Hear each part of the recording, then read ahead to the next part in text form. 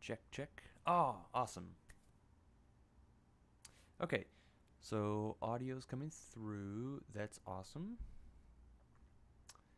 And we're getting computer sound as well. Even better. Cool. All right, well, thanks for joining me if you're here.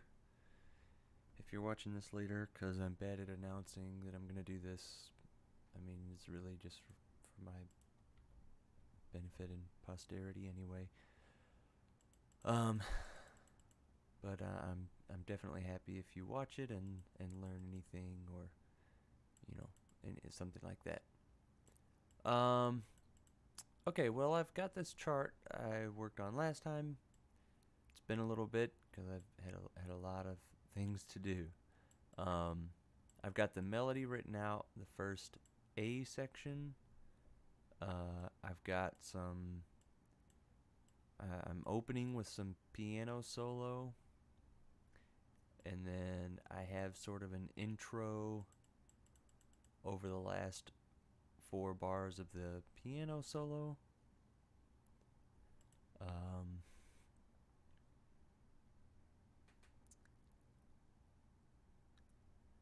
so, you know what? I'm gonna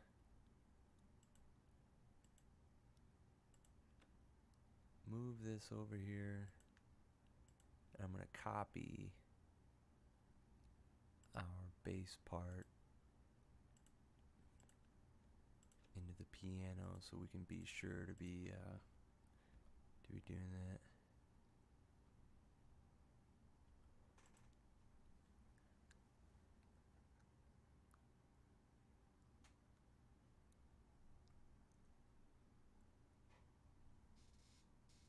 Okay. Um,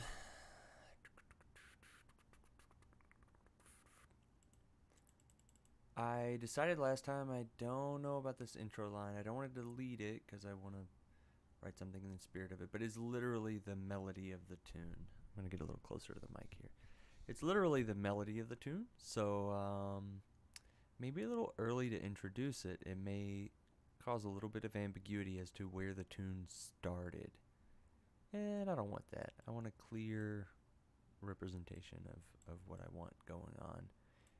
I've got the melody written out for, pardon me, got the melody written out for these trumpet stabs here. All the melody. Oh, I tried to go into finale. I haven't looked into this really hard, but I tried to go in and get rid of these amber notes because they mean that typically they'd be outside of the range of the instrument and be like, careful with these. Most people can't play them. This trumpet player can play those notes quite easily.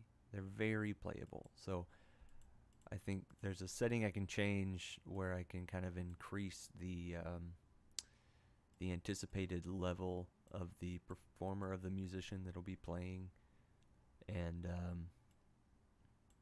like beginner, intermediate, professional, something like that. I just need to change that setting, and I just haven't found it yet. But it's not interrupting the process for me or anything. I know what the ranges are. Okay, so we don't have a lot of material after this first A section. What I still have to write is I have to put down a solo section. I've got to get a sax solo in here, a shout chorus.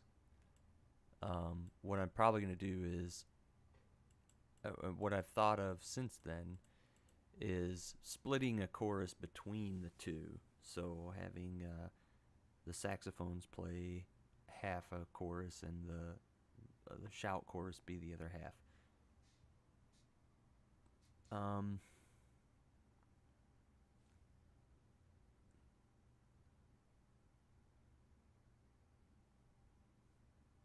I haven't decided which half yet. If I want a shout chorus to happen in the first half, and then the saxophones to take kind of the bridge on, or if I want the saxophones to take the first half and then the shout chorus to be kind of the bridge onward. Um,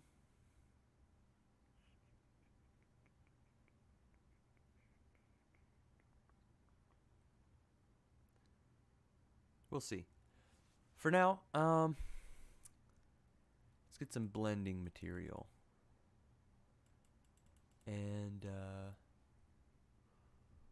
see what we got. Oh, pardon me, the saxophone's going on here. Great.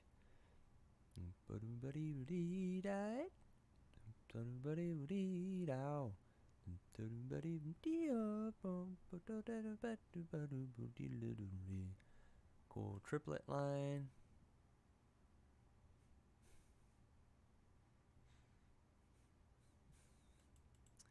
And that this part just makes me really happy. This thing here is like really makes me happy.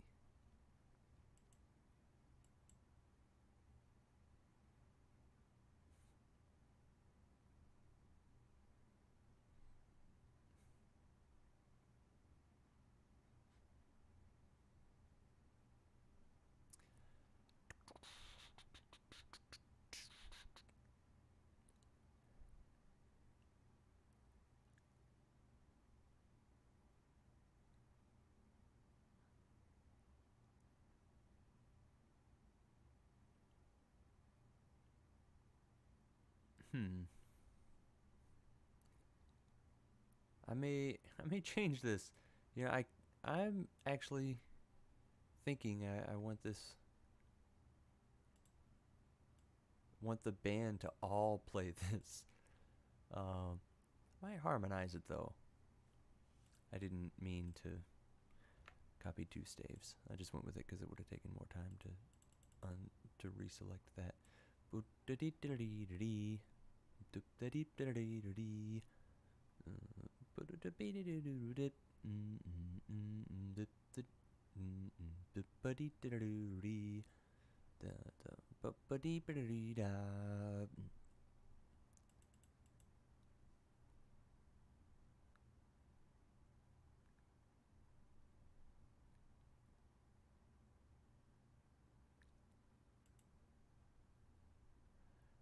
Yeah. And I have to keep reminding myself this is supposed to be in Basie style. So I wanted to add a couple of bars here and do some interlude material that wouldn't be essentially Basie style. I could still do it in a Basie style with a Basie style melody and stuff, but in the end I also just don't need to add that material. So let's see if I can think of a new melody for this little coming out of the piano solo. So piano player's playing, rocking it, and then goes pretty bom bee bom bom.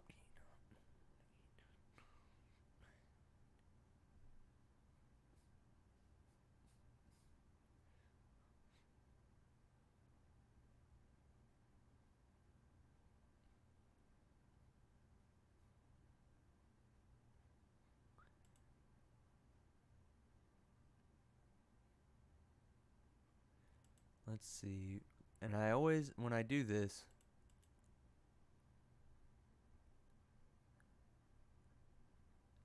I like to borrow some element of the main melody. So I could borrow like this, for example. Be-ah, boom, dee-ah, boom, dee-ah, ah. That wouldn't be too bad.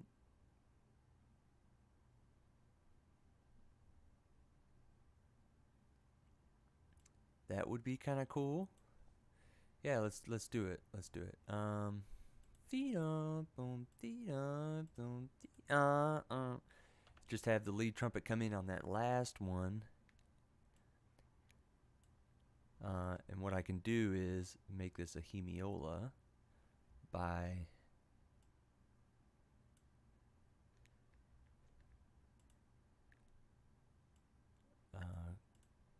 I keep grabbing two staves instead of just one. There we go.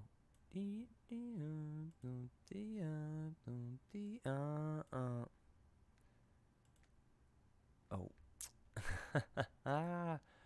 Okay, I want this part of the bar to go.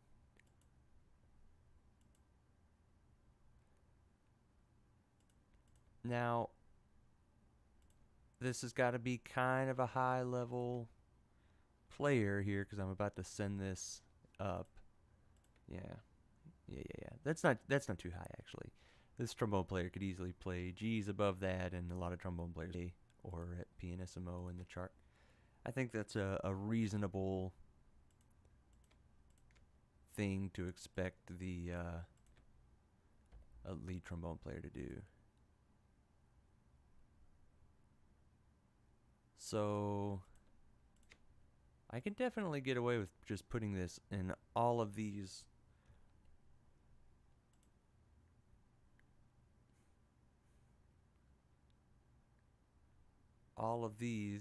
And getting a couple trumpets and a couple trombones on it in octaves. I think that would be plenty powerful enough. I don't really need to add a saxophone to it. They're about to have the melody. So let's harmonize this. Now,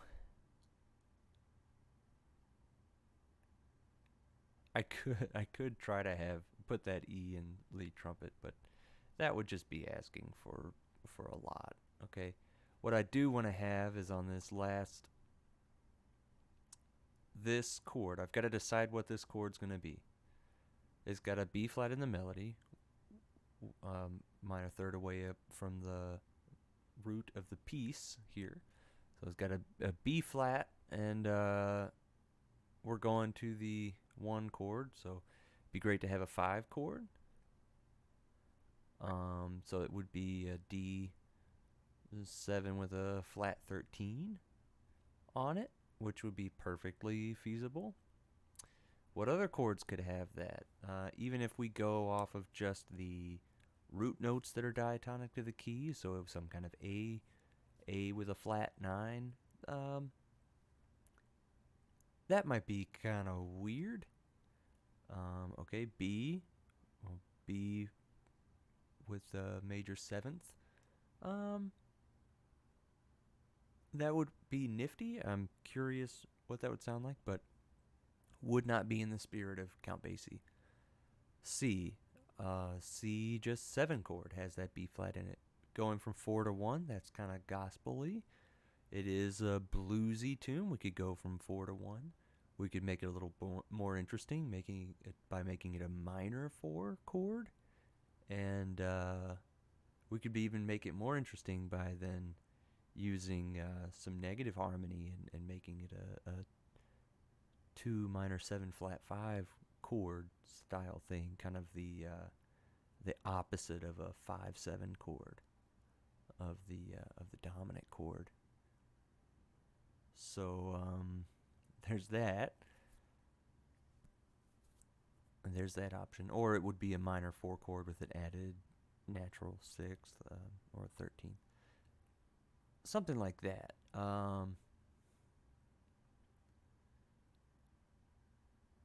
Let's see.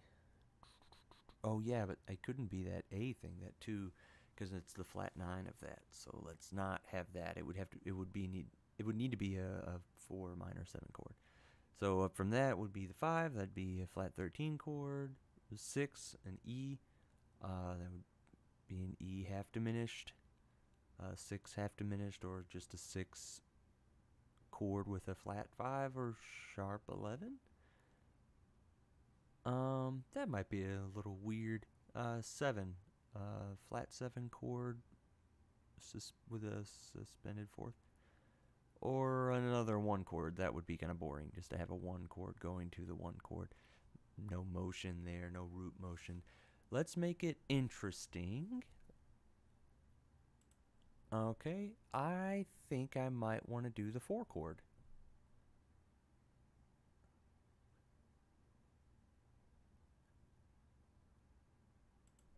So, I'm going to do it.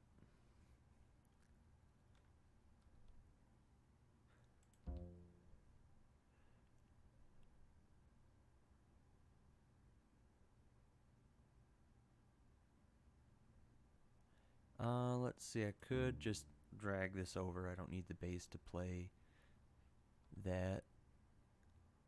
And then let's see.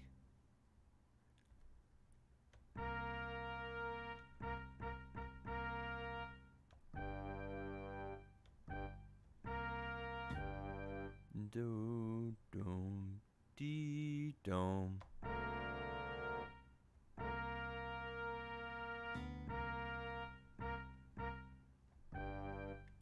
Cool, right? Give it a shot.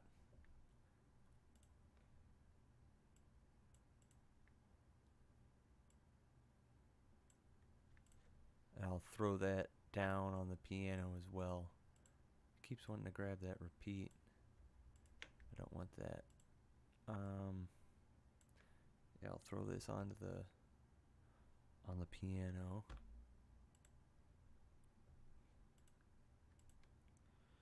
May just go ahead and put it in the staff. It's not too crazy low. And then throw a root on there. Play low in there with the bass. I don't know. Might add to the sound, but then having an octave adds a lot of strength to it. As opposed to just trying to double the amount that's already there. You can add strength with an octave instead of a true double. So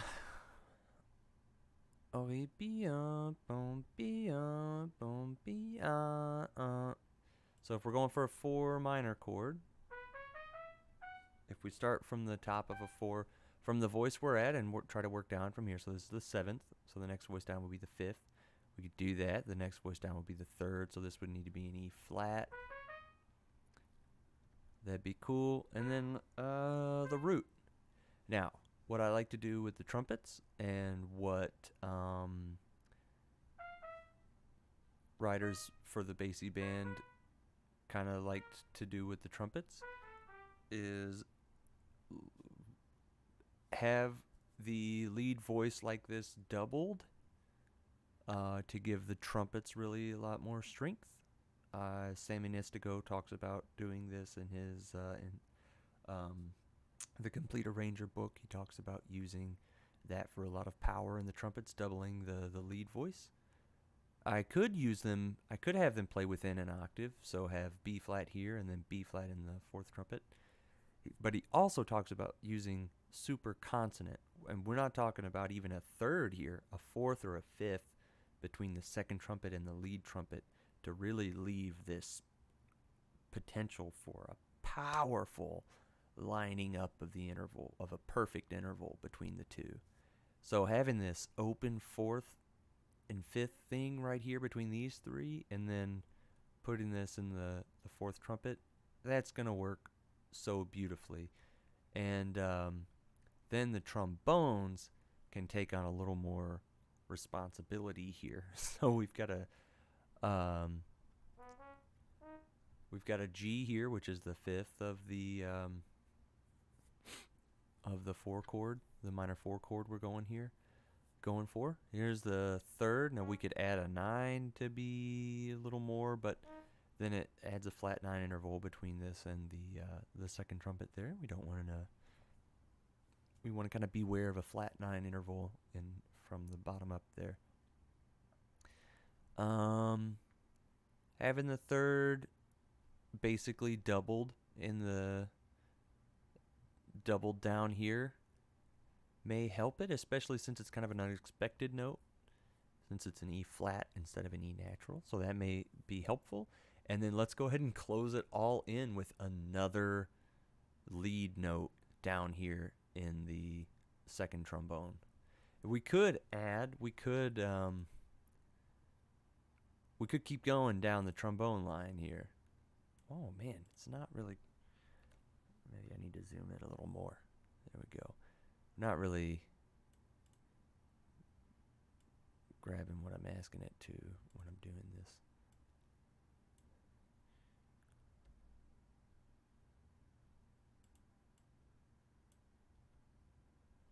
Oh, wrong direction. So we're going to go the interval of a 9th or a 7th.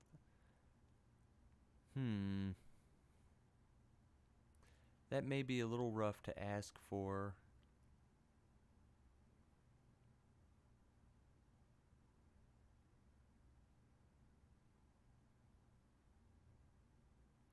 But I think we're getting into some weird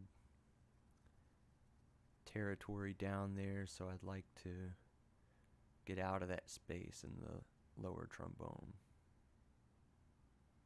Maybe I could give them a rest and take this note out, but then it would lose power right here. I think this trombone player can do it. I think fourth trombone can do this. Okay.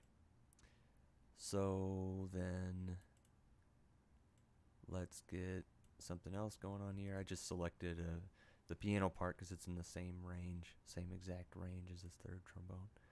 So we got the C down there in the bass. Could have another third, don't really need it. Fifth will help out.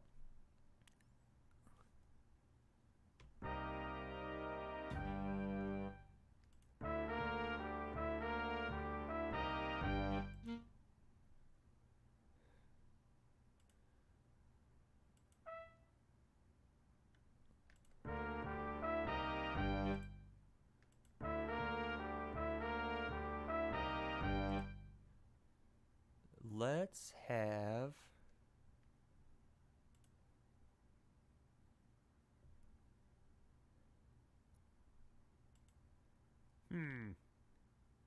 since saxophone's a real agile instrument.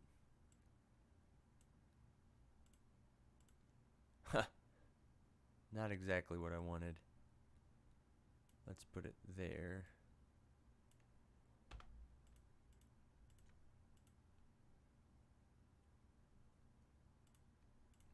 Let's go ahead and double this melody line, or quadruple it. Let's see what we can get out of here. I think.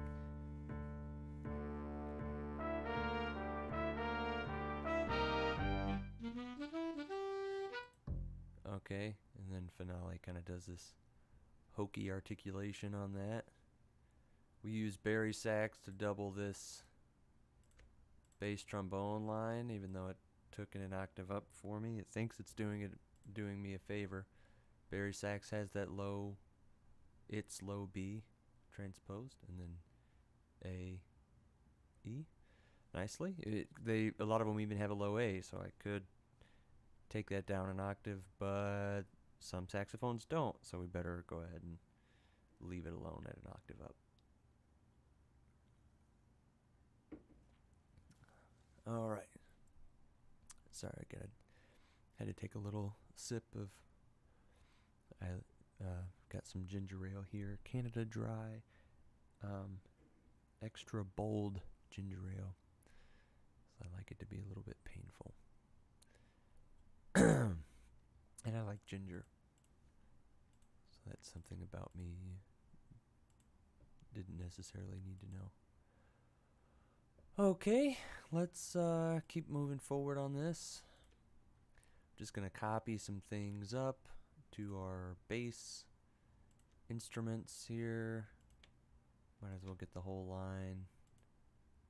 No, you can play that down there.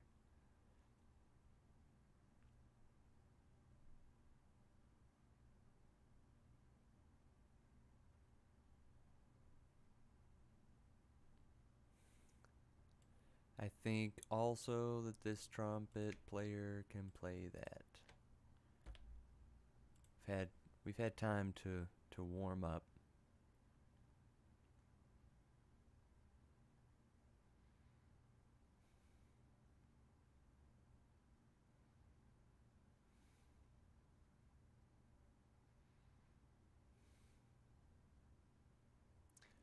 So let's finish this chord out. And what I usually like to do with this is, especially since I have articulation written, which I shouldn't have done because that means I have to copy it instead of being able to just put in whatever note I want.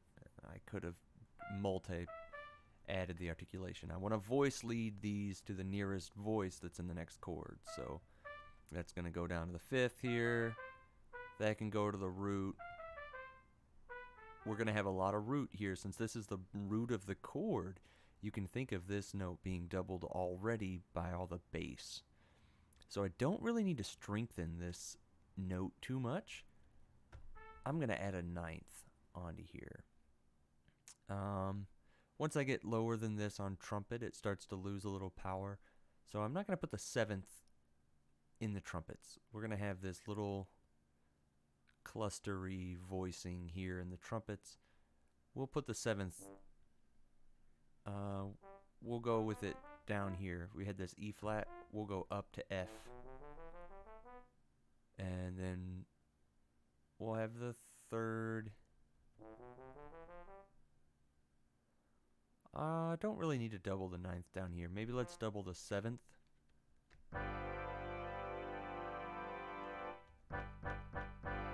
Yeah, adding that trumpet, adding that ninth in the trumpet. I need to check my mixer. Let's see if finale's turned down. No, not really. Got those system sounds muted so it doesn't do anything here. Let's turn this up a little bit. Let's see. Can't even really hear the ninth so much. I could make it a sharp 9 chord and add a well, technically an A sharp in the trumpet, in the fourth trumpet instead. Without being doubled somewhere else, it might be a little weak. If I really listen for it, I can catch it. But I have this third down here. Well, actually, that's fine. It's this. Well, these two against each other. This minor second, and then this major seventh between these two voices. That's actually fine.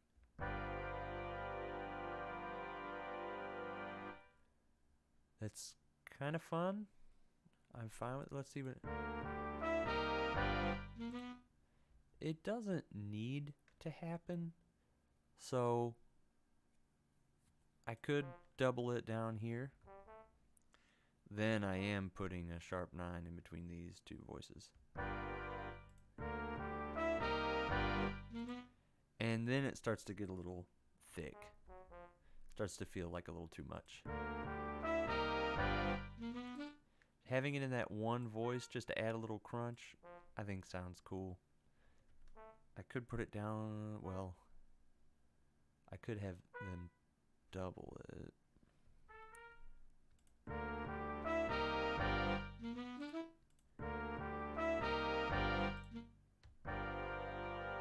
Now that's cool. It doesn't create as much crunch as what I had before.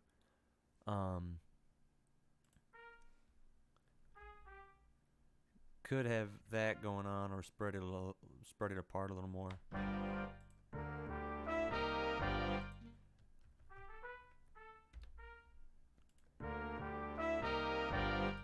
I think that sounds nice. Now I'm going to use the enharmonic spelling so that it's just a little bit easier.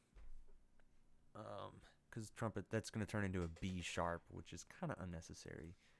Technically, that's the right spelling of that note, but this is really common to make it look like a flat third instead of a sharp 9. 2, 3,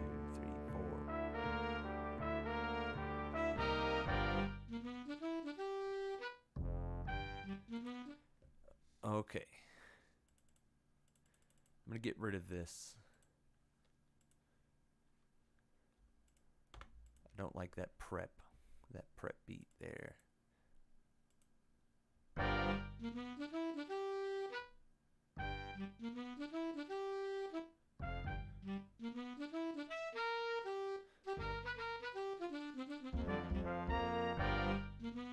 Okay, gotta harmonize that out. Probably do the same thing I did here. Except it's going to be a different prep note.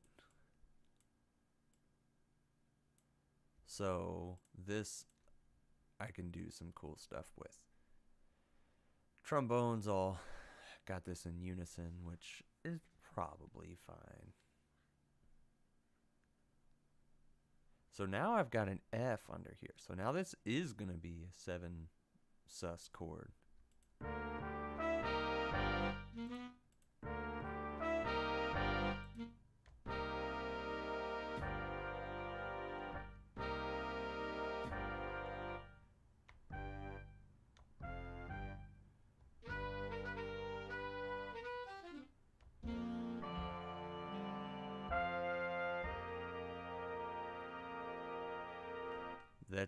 That's interesting. So I've got now this different situation from what I had before, because this is not an F under the other chord. I could change it. I could make it a C, and let's. Apparently, I selected that rest. Let's see what happens.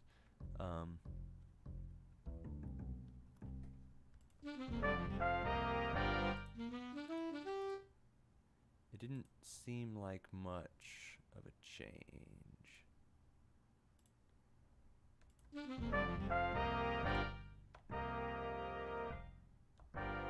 It's cool because it's going around from the circle. Like if I made this a B flat, it would be interesting. Well, it would be flat. Oh, it's because I have the F left over here. B flat.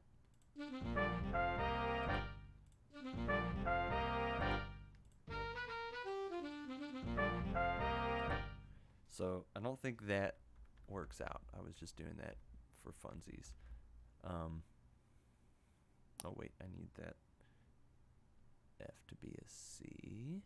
Whoa, what happened in my measure there? That was weird.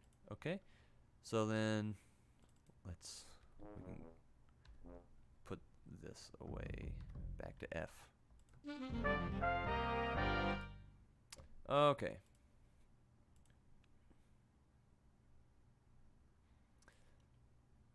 So what I'm gonna do is this line is in unison here, and it doesn't need to stay that way. So I found out we do have the same final chord as before. Cool. I thought I decided to double the... Oh no, I did in the resulting chord, but not in the... Okay. I could do that. That would really add some power to the chord, and the fifth is kind of an accessory note. Anyway. I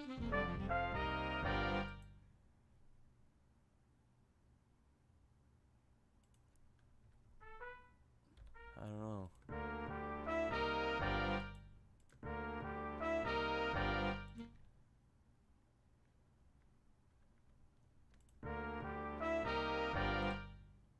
Let's control space.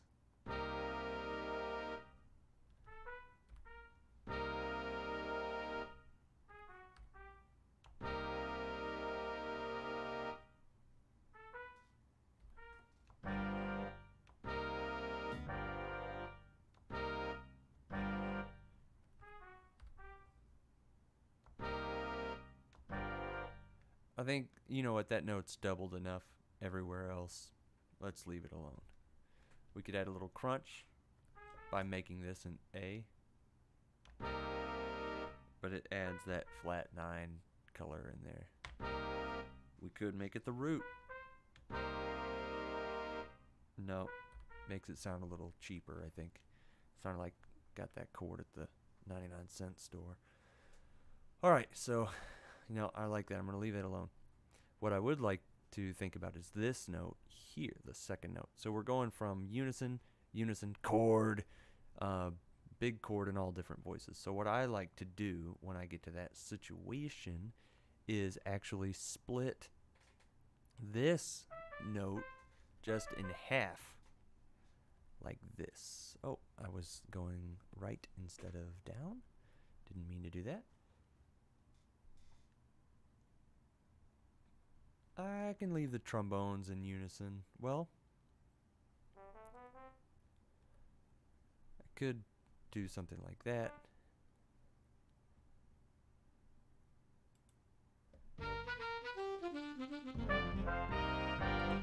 So what that does is it keeps it from being this hard transition from unison to all of a sudden chord.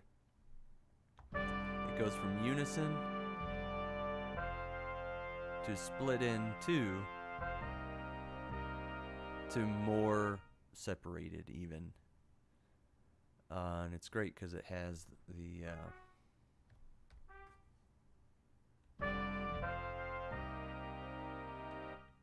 melody note doubled down here, so we've got plenty of that. Alright, nice. What I can do is keep this going throughout here, or I could change each one of these chords up a little bit. Think with Basie style, I can leave it alone. Doesn't need to be changed up like that. I am going to maybe redo this one though.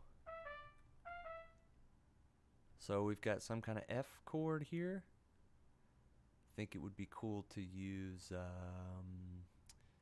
an F6 chord and just plane it right up.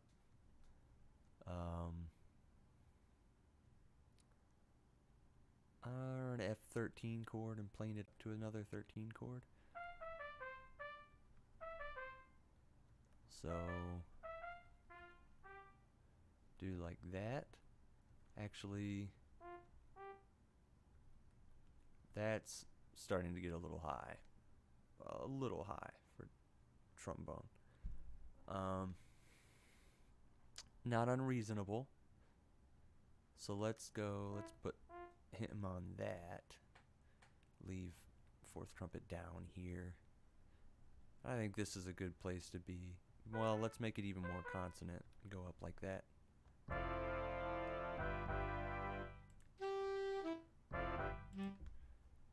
Cool.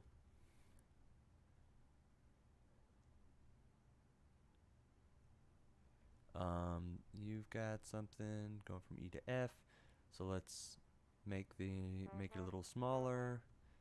A to B from third to third, and we can make this C to D down here just fine because it's a fifth. Does add a little bit of weight, so let's just double the melody.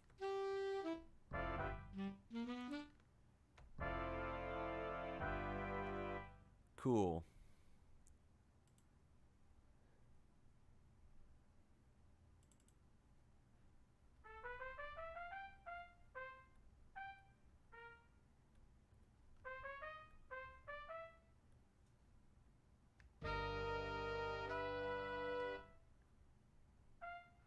Now I'm just experimenting. Don't want that tritone going on. But I thought it might be cool to have a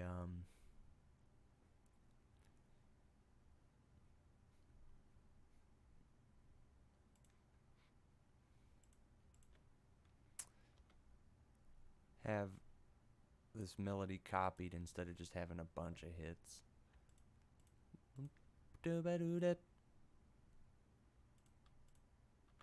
Have the trombones do it there.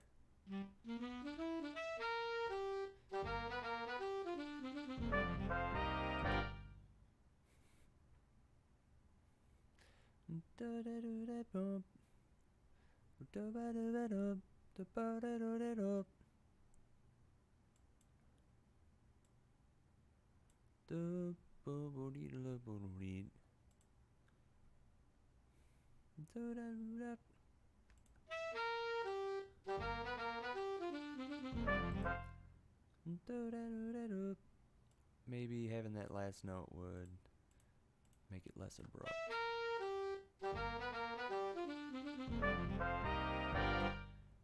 That does add some coolness to the line. Could have the lower trumpets do that also. That's That's the lead trumpet. Get rid of that. Give the lead trumpet player a break. All these loud hits.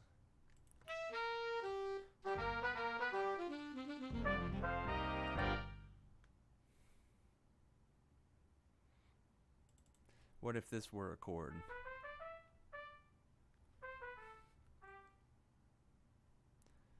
So if I did... What if I made this a quarter note instead of an eighth note? On beat 3. Cool. Automatically. See, sometimes that automatic octave correction does good things. Except let's harmonize this.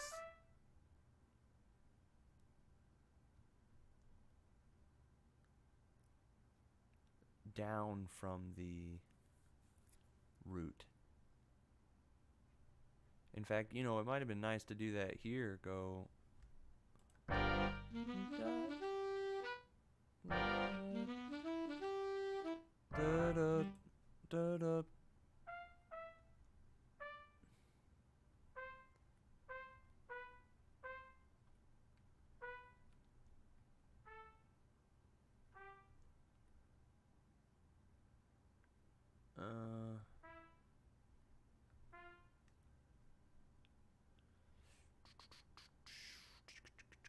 No, don't want the E down there. That's why I chose a 6th chord. Go up to the E, but then go up to the F. Maybe go down to the F. Leave it rootless. Yeah.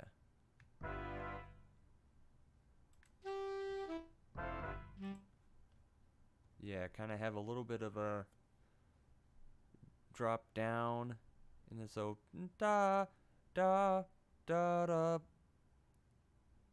da da da da da da da da, and then build back up to where we were.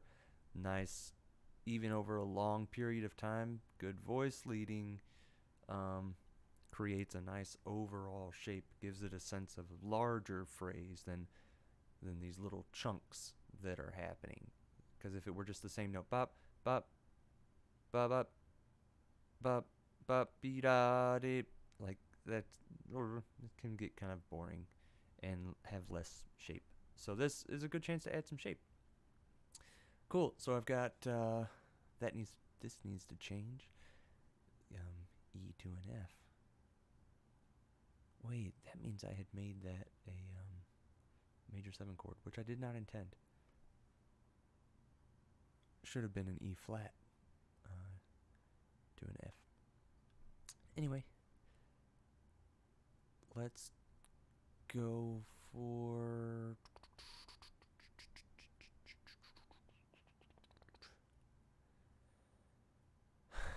Shall we go down then? Well, let's just straight up copy that F-E instead of having the D there. Let's put the D right here.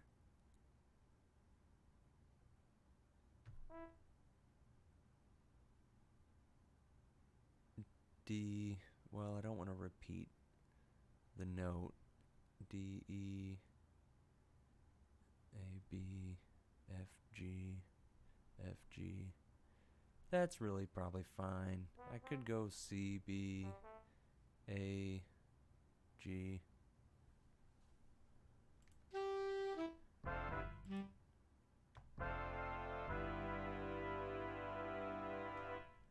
So that makes C, D.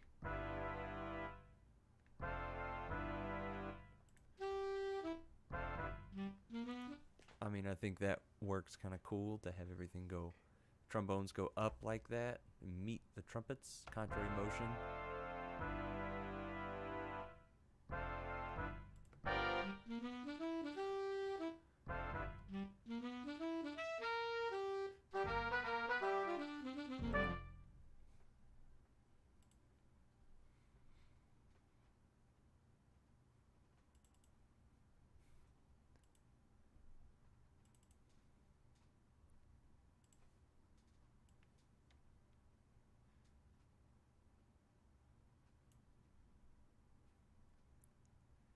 Ooh.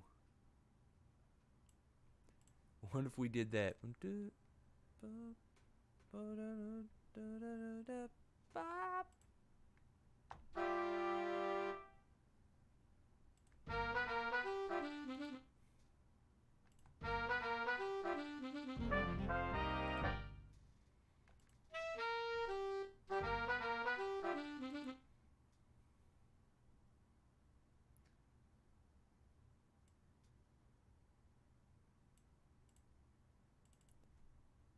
And then it doesn't have to be that impactful of a moment. We can just double that voicing down. Leave the bass trombone and the bari sax out of it so it doesn't get a lot of weight.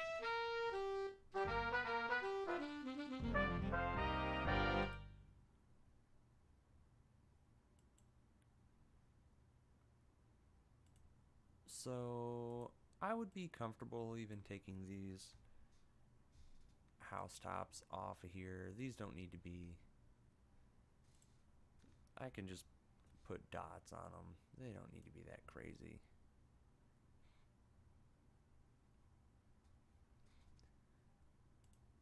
Not so much that they need house tops.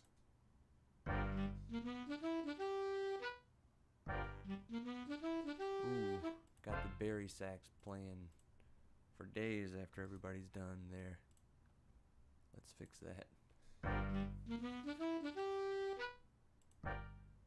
think I mixed that up, yeah. Let's go ahead and make these short.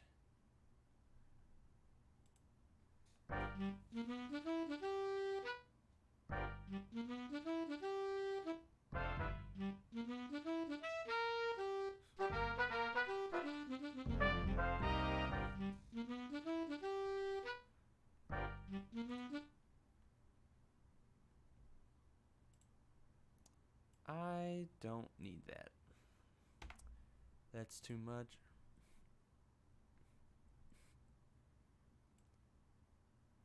This can be back. We can lose that, and we can lose the articulation.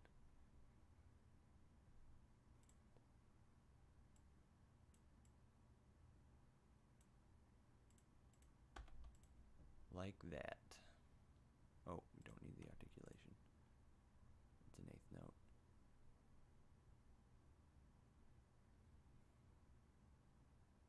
I think we can have this happen instead of what I had there.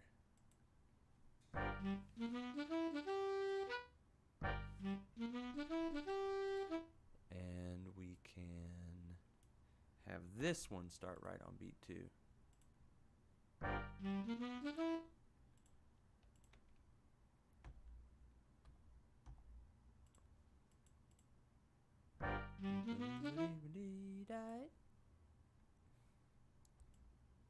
Let's make that first note short.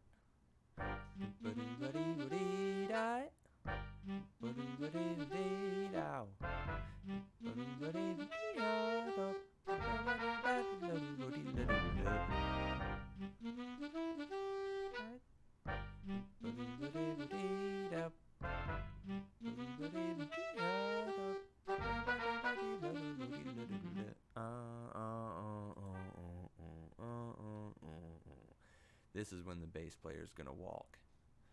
Dee boom boom boom boom boo boom boom. Not that line, but you get the idea. So we're gonna have the bass player walk here. I'm gonna put the trumpets in unison. So let's go ahead and do that. I can have this maybe split.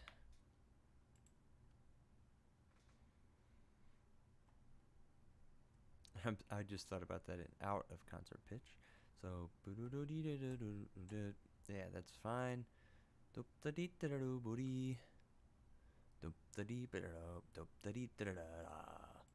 Trombones can take that as well. Well, I don't know.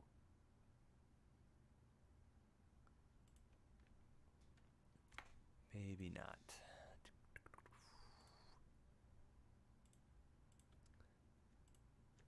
Bottom two trumpets can take it.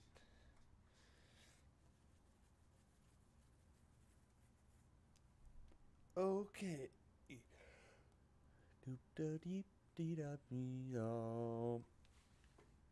With the tenors, that's a nice texture. Tenors and up in this kind of range, not too high, and then trumpets kind of low in a mellow range.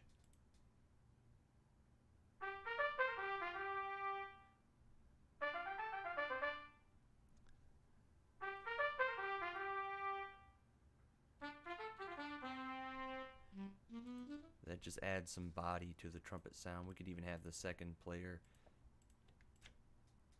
play that. Now, traditional trumpet sort of octave thing is like 1 up, 3 down, but I think having 2 up, 2 down is cool on this, and still effective because, well, I just think it is on this. If it were like shout chorus or a ranged line or something like that, then I could see doing 1 up, 3 down, because the point is to add body to the, give the lead trumpet player freedom while adding body to the line. But this is not supposed to be played with a whole lot of with hardly any inflection. So I think having it voiced 2 up, 2 down is fine, is good.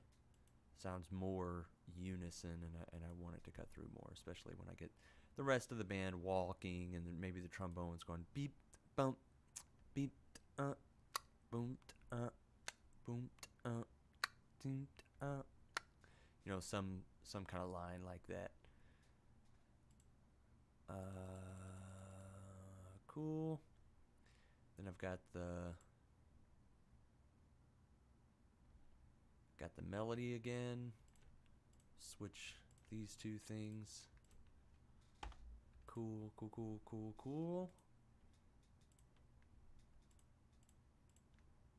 Just go ahead and throw it in all the saxes.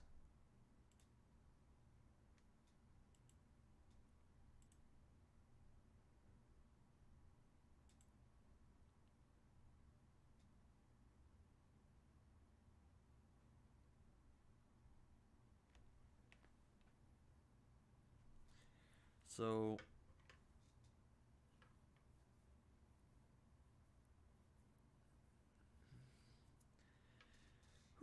okay. Could copy the same backgrounds as before, and in a Basie style chart, not a Basie child start. In a Basie style chart, that is probably perfectly reasonable. So I'm going to go ahead and drag it right over.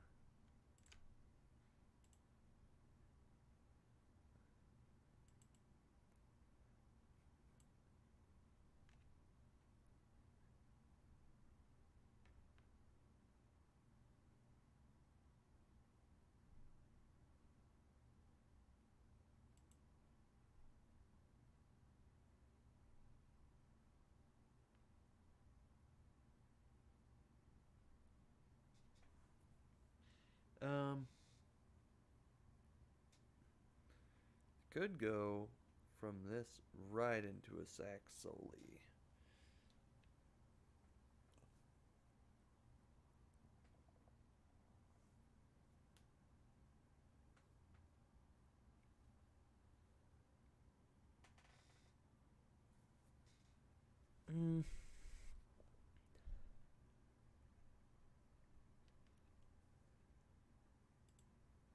Yeah, that would be kind of cool. Let's add one of these on the end of 2. Boom, boom.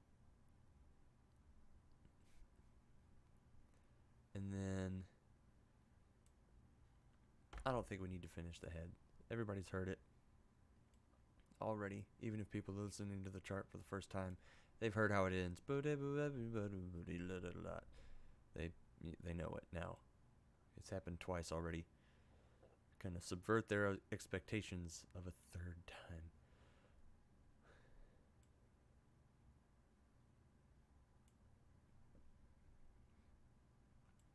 Okay, cool. Cool. We're making lots of progress here. Got a lot of things harmonized out. Made a decision. This is from YouTube. Oh, I guess Google thought that I really wanted it to look for some kind of, I don't know. It said like something about DIY videos.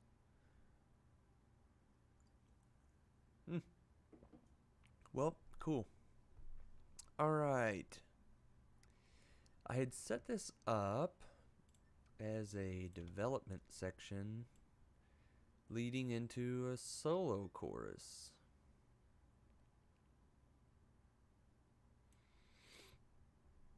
Yeah.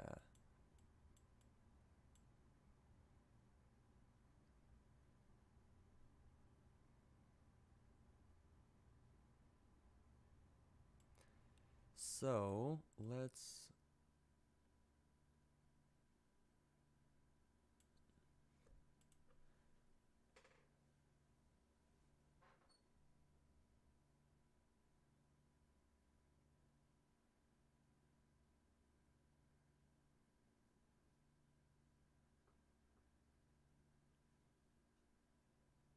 do that.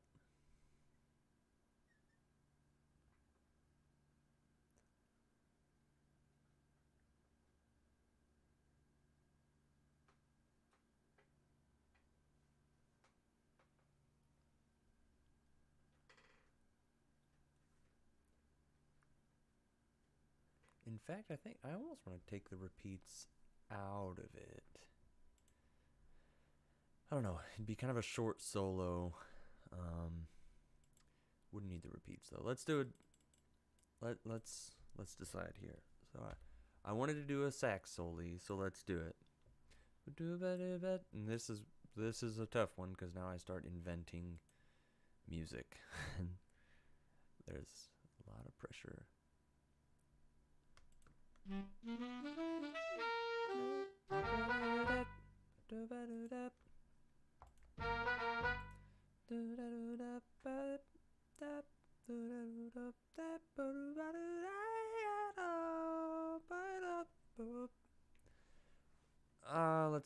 Let's go. That's not exactly what I want, but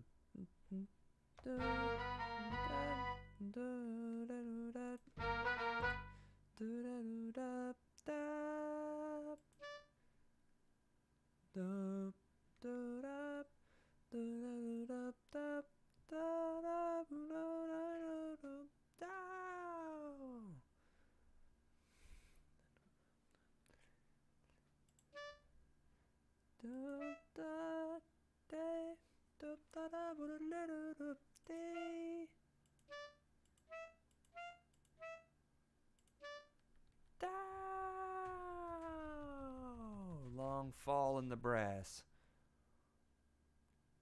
Yeah. So this is a cool, well, should be careful. This is a cool way to make this happen in the brass. So I can build a chord here.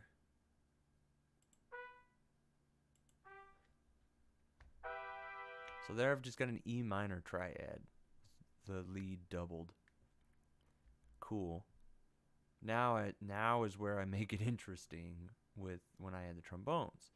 So I can add the fifth in there now. Third, seventh, and of course the root. I don't need the root. I could double the fifth.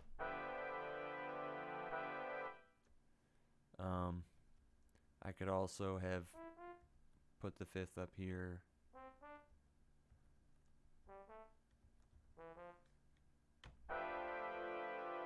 Now I'm dealing with a 9/13 chord. That's some thickness.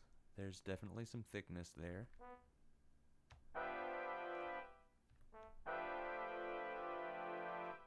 and I can just make it a long fall down from there.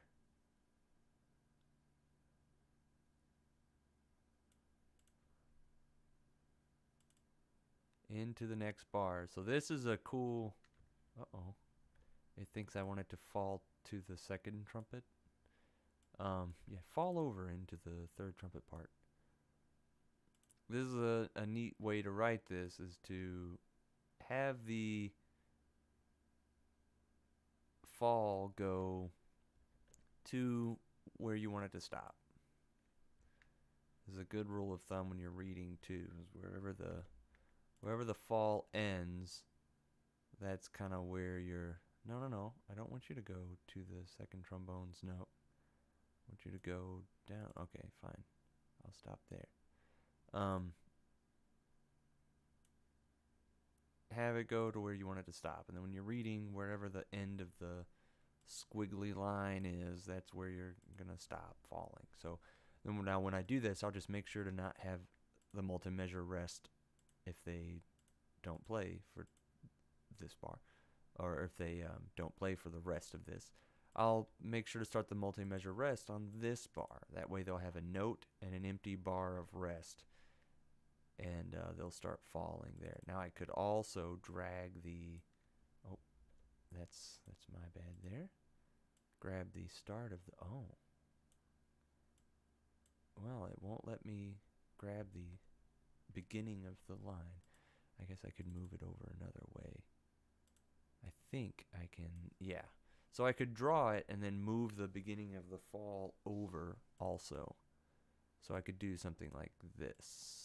Let's see. Select the fall, shorten it, and then move it over like that. And then, so that's another way to accomplish this.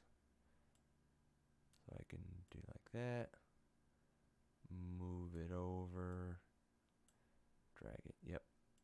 So why don't I just move it to where I want it, and then drag this back to the end of this measure. This is a nice way to say, you know, don't start falling right away, and keep falling until the end of into the bar, the next bar. Nice long fall.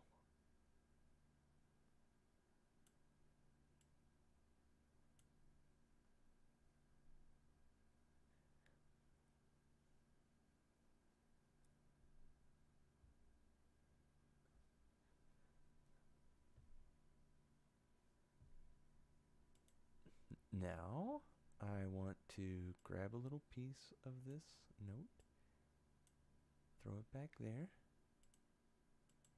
Oh, but I don't need the other... Oh my gosh, I don't need both sets of... I should have done that first. Alright, now I can just go down the line here, making sure each one of those ties over. And now we've got it starting on the end of 4. I can hold A, highlight every note.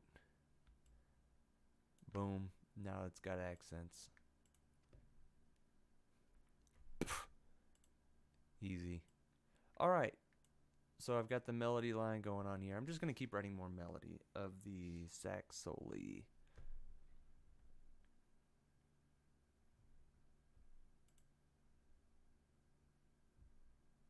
And I probably am going to end up adding 8 bars before I do this. Or is this already 16?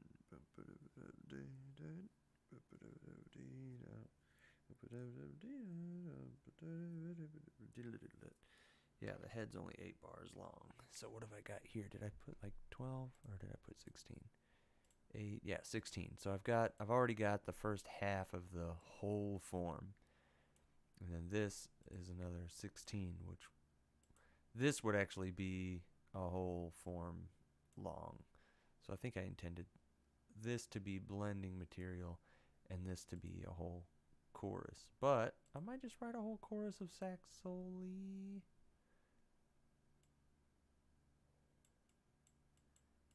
This would be the second half of the chorus, and it could be an intro into a solo section that's a whole chorus long. Or it could just be the second half of the sax soli, the chorus could only last as long as the second part of the head. Second half of the changes. We'll see. I think probably is better to have a longer solo than that. Okay.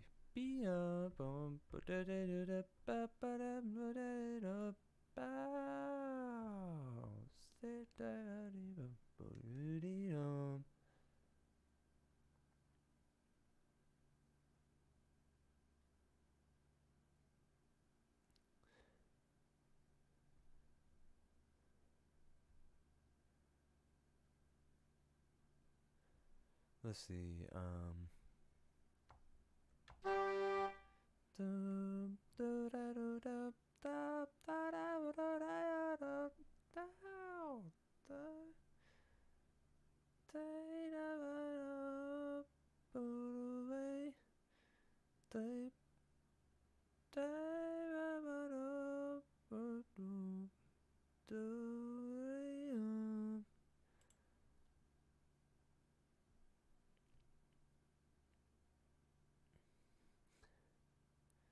So let's start in beat 3. Bye bye da bye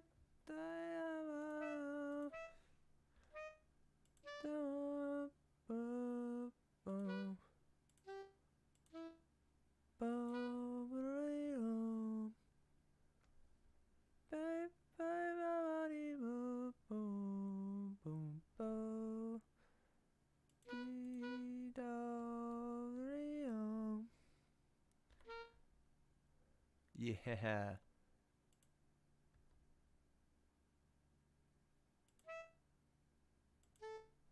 Do be oh da day ba da day ba da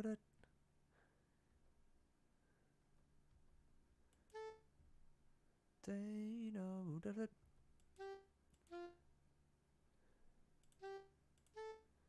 day no da day no da.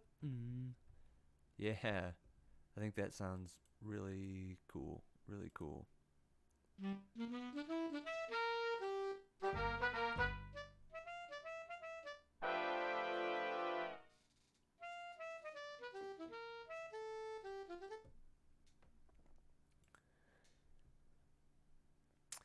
Think I want those to be 16th notes. And so I'm going to add a dot onto this.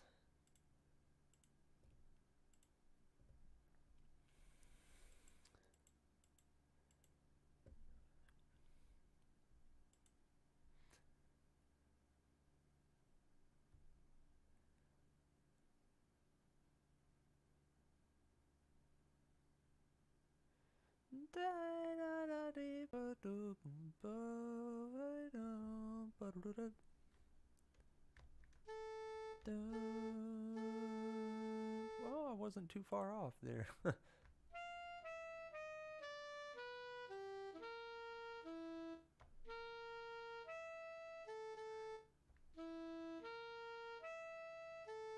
That's kind of cool. What I've done here is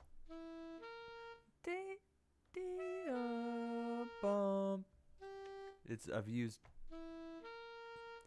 that interval that's in the head. I've used it in the soli here. I just kind of naturally came up with that melody.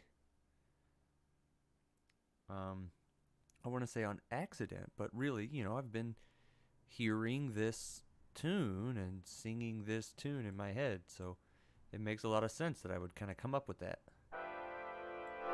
I'm going to turn the... I think maybe the music playback has been pretty quiet, so I'm going to turn that up a bit for you.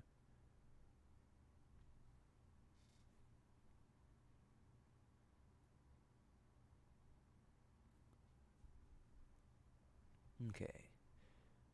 They but they did I do now.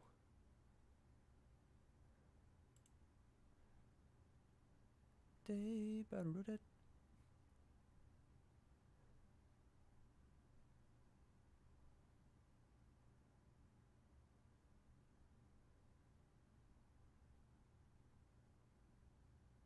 now I could start something in the tenors that's too low for the altos and build it up through the section to some kind of climactic part right here, and to start the second half of, you know, what would be the first A. Boom boom ba doom ba dee boo dee boo da doom da ba doom doo da da ba da da ba da ba. You know, something like that.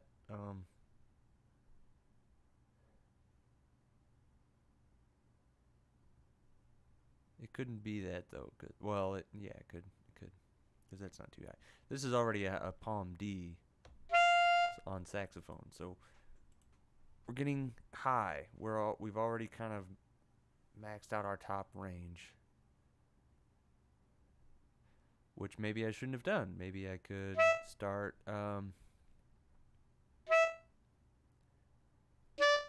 started here.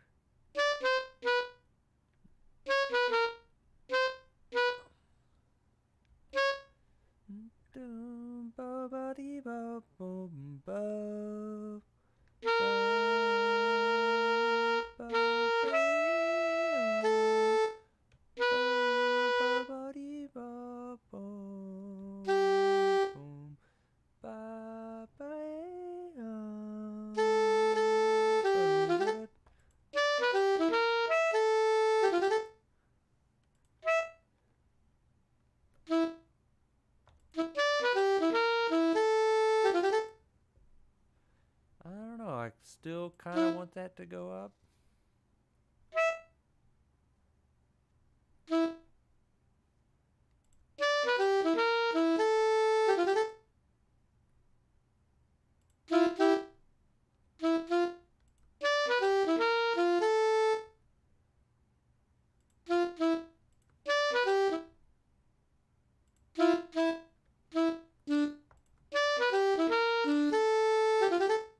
Yeah, I don't know. I think it still sounds... I could, what I had originally sort of thought of was having it do that. Burrito.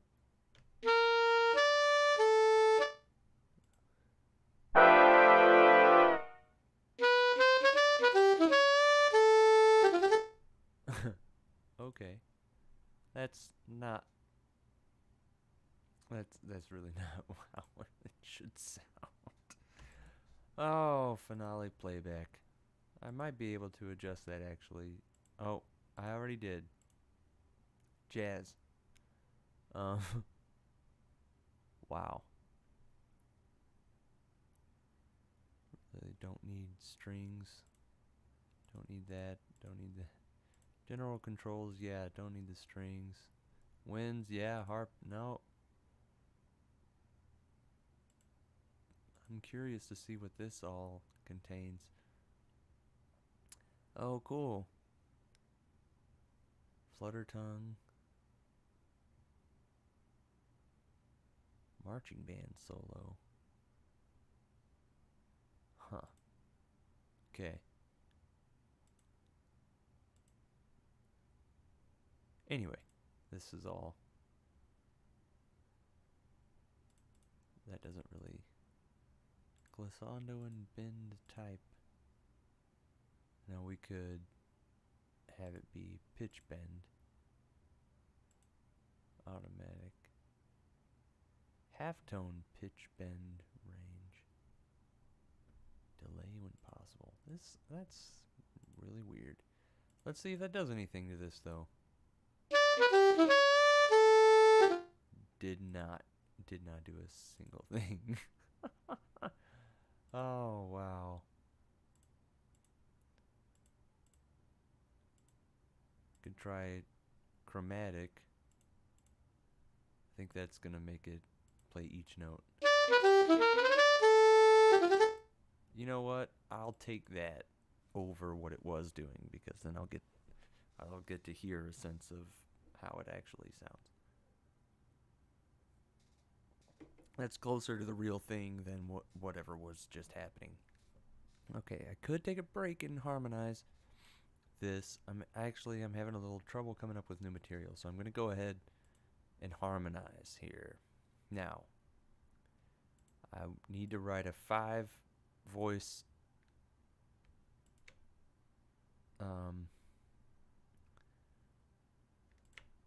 solely, so I'm gonna do a drop 2 here, because that would be really high for the bari sax to play, and it just wouldn't sound that great. It's in a high range for bari sax.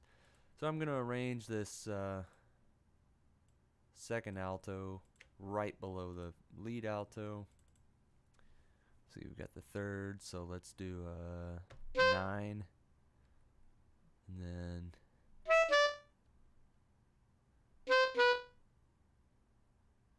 D, boom, D. Now what I'm doing is harmonizing every note in the lead line that's a chord tone, like that, and then I'm gonna leave the rest. The rest are gonna kind of use linear chromatic harmonization. So this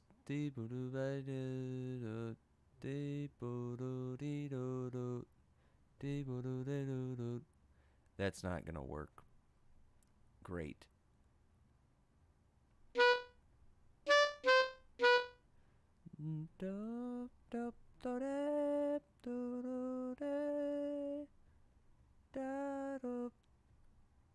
It'd be more effective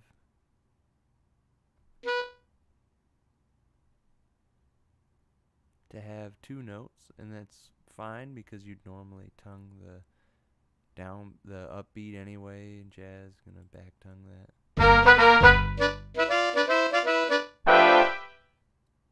Having repeated notes in a moving line is not usually recommendable, but the third, I'm gonna kind of leave it like that, and it's gonna be far away. It's gonna be down here on the bari anyway. So let's harmonize below that. Could use that as a replacement for the 5th. Well, we need a 7th. And we are working with a... Oh. I am not in concert pitch right now. That can really mess you up. So I really actually need to go back to this. So I'm on the 3rd. Oh, you know what? It's great because I was thinking in concert pitch while I was doing this. So the 3rd.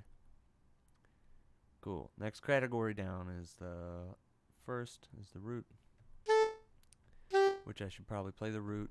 9 can replace the root. Really doesn't matter that much. I need to... I want to replace it with the 9. Use linear chromatic harmonization there.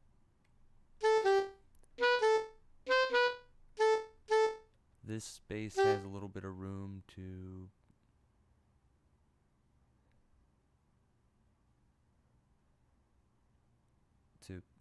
move around.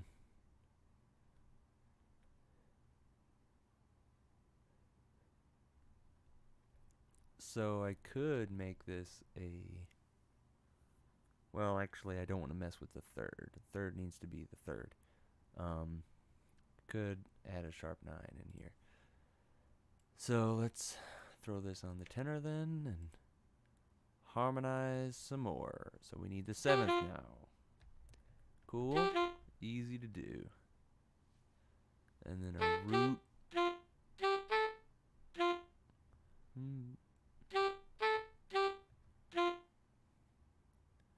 Now that's butting right up against that lead line, kinda.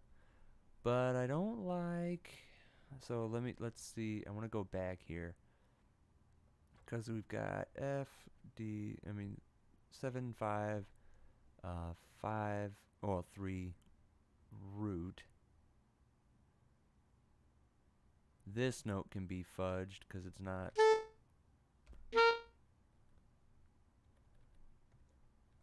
That important. F D 7 5 6 7. How did I end up with that? Oh, I'm basically. Oh, never mind. 9 7 1 9. Now having 1 9, and then this is gonna be. This should be the 7th category. It should look like that.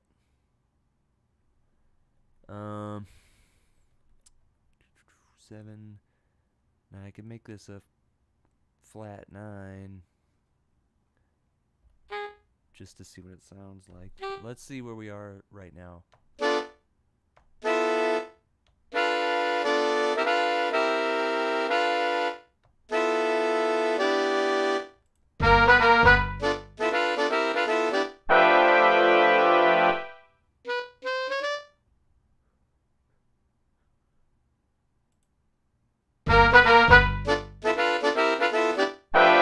Oh, I was gonna harmonize this.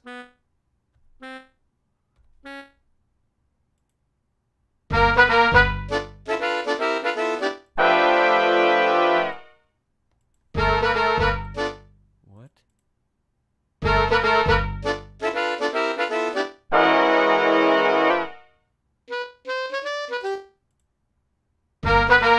What happened was I stopped it in the middle of this glissando, so it was still glissed down when it started playing these notes. That's very weird. I should have it.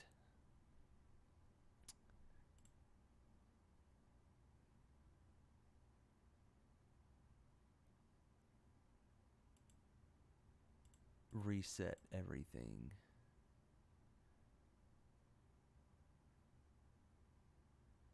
Yeah. Cool.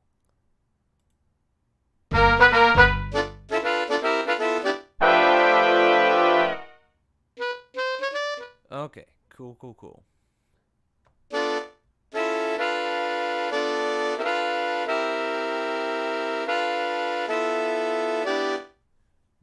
Beautifully harmonized, if I do say so myself. Great. I'm happy with it, is I guess how I could say that. Now, this would not be too crazy high for the bari sax to play.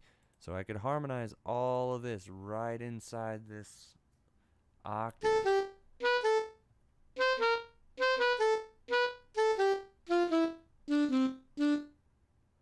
But then I run into this where I get a little too close to the lead line for comfort. Now, this is the 5, so I could make it a sharp 11 to kind of get around that. Then back to the root, 3rd, and then that takes the root category, so 7th category. I could do it like that.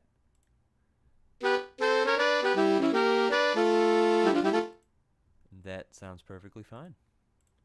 Alright, so let's harmonize it some more. Let's drop G. Now we can have second intervals, major seconds, minor seconds, stuff like that. So we're going from, so this is my next hit point right here on beat 1.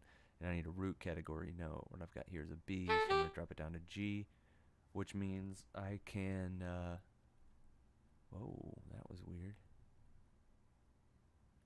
Why is it skipping from this measure to the last measure of the piece. That's very weird. Okay, so we've got... I can repeat this note and use chromatic harmony to... Sorry, the linear chromatic approach to... That's a really weird thing that it's doing, trying to jump back to that other measure. So now I've got a... Let's see, what do I need here? A root category? I've got a root. Now I need a 7th. I'll make it the 6th, just to keep this flowing. I have 7th category, so I need a 5th.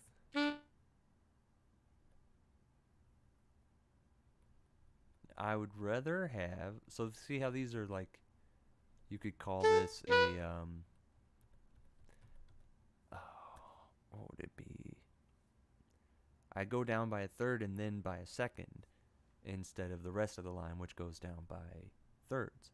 If I'm going to break that chain, I want to break it on an upbeat dee da bo bo, like that, instead of having beep bo do boom, breaking it in the middle, because having things like that change on a downbeat is a little weird for jazz. So let's do it on the upbeat. That's kind of the idea. Okay, then we'll keep going with the 3rds.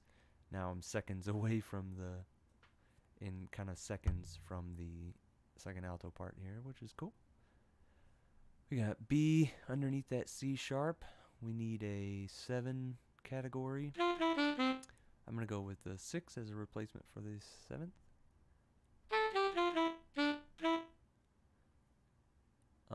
Because it's a static 7 chord, we don't need the dominant function of the 7, really.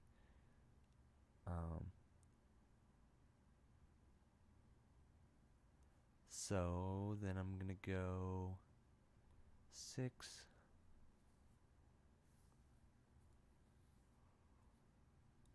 Then I need a root function note.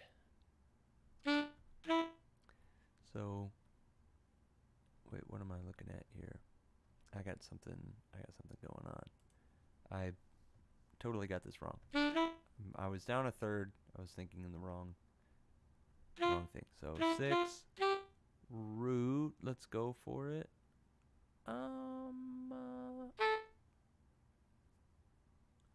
Let's go for a 9th actually. And then I need a 5th.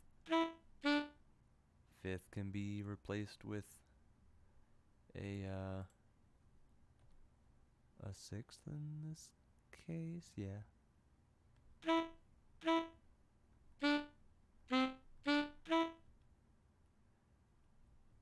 Ooh, that's gonna crunch.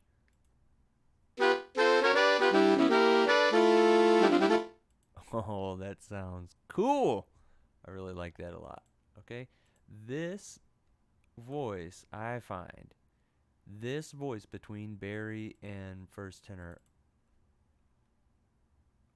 a 3rd above the melody. So I've got the melody here and a 3rd below it because I don't want to get within a major 2nd of the melody for very long, and this is fine. That adds to the melody, but I really find that this voice down here that's a 3rd above the melody or a 6th below really adds stability for me. So we're gonna go D, D, E, F, because I need a root, 5, 3, root, and then got E, which is a 5 quality. That's perfect because the root went like that. I'm gonna have this rub against the 3rd from the flat 9. It's doing that weird thing where it's jumping back 3 bars. Need no, that's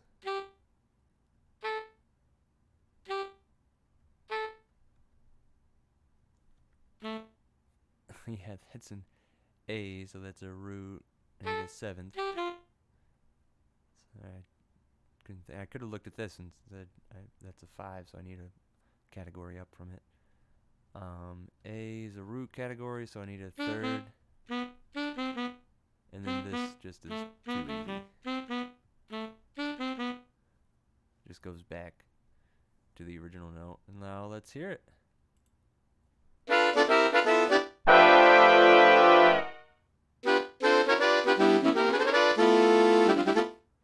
Yeah, that's the classic sound. So classic. I could add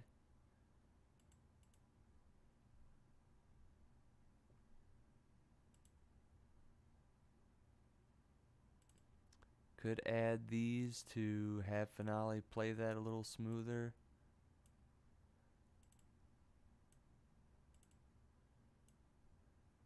That might help.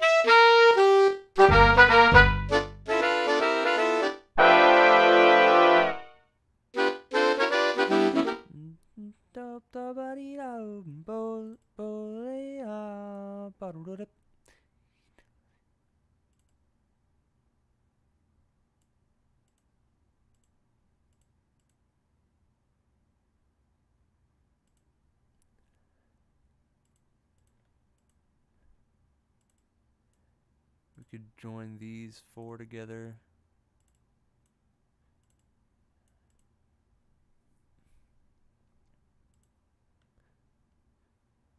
We could add some accents on these. Add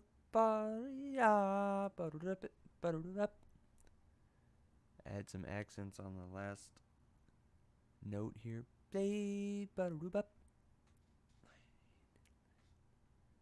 Really send it home that, you know, that last note's going to be the, put some meat on that, you know, put a little fire under that last note. So let's see how it goes.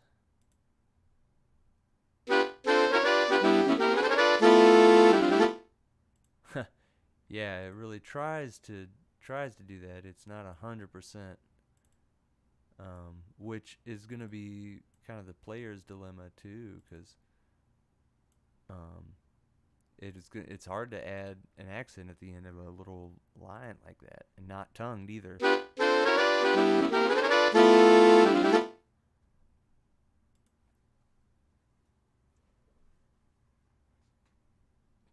Okay.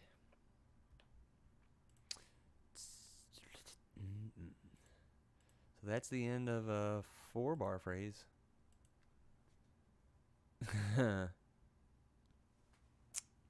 What else can we do?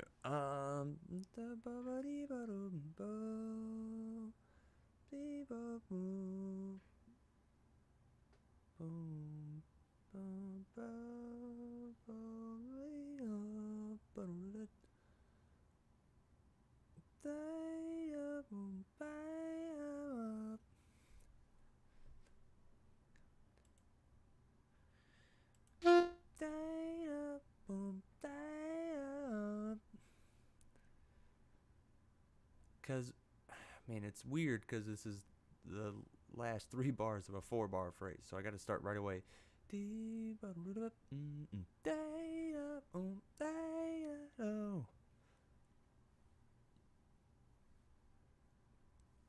And I want to go day night up, day night down, day night no, day night up.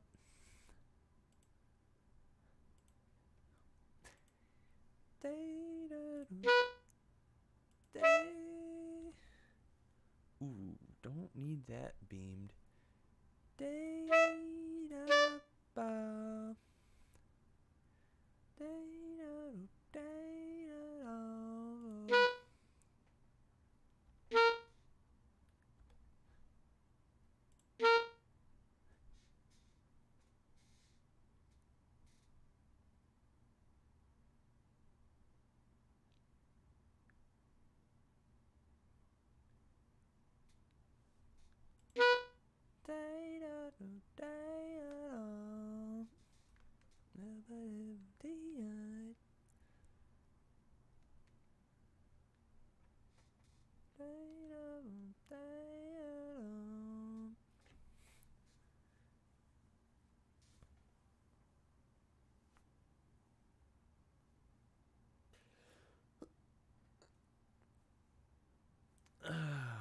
to do here.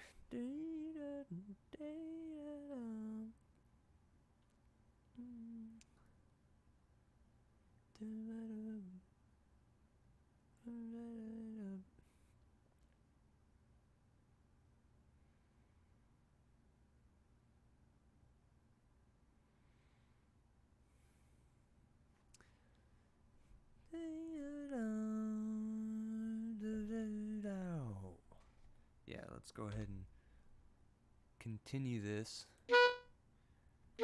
Still need to hit that even though it shouldn't show. Man, why is it trying to do that? When I go back over a bar, that's weird.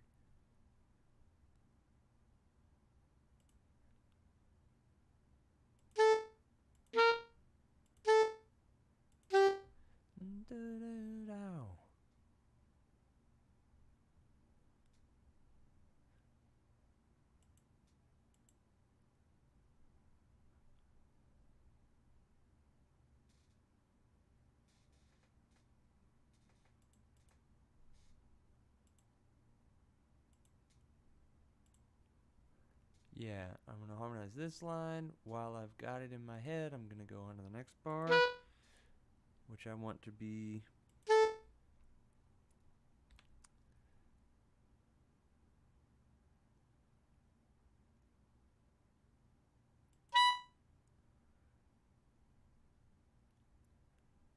Oh.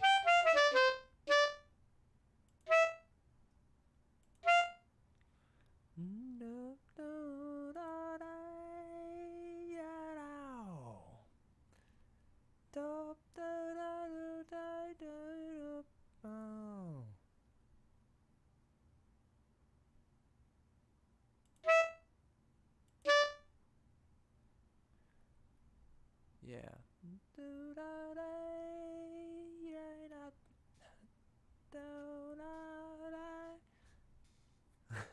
It would be cool to be able to drag that way out.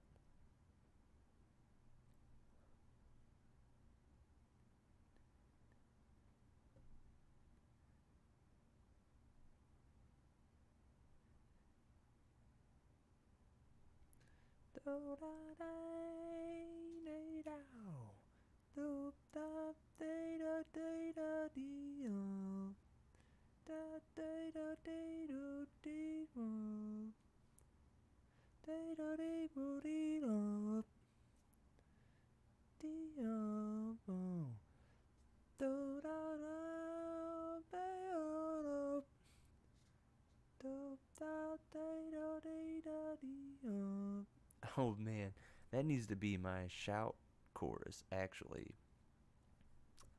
I need to hold on to this melody. That's gonna be, I think that's gonna be a wonderful shout chorus.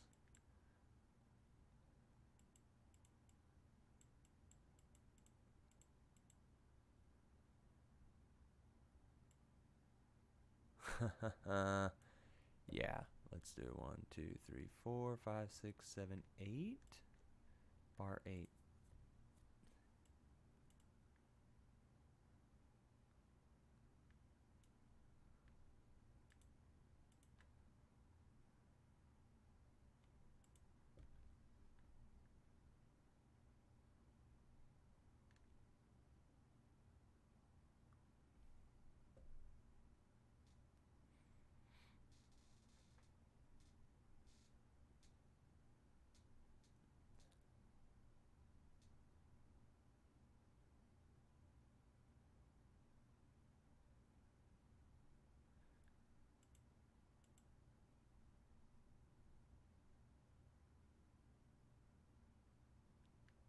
Let's do a blues lick.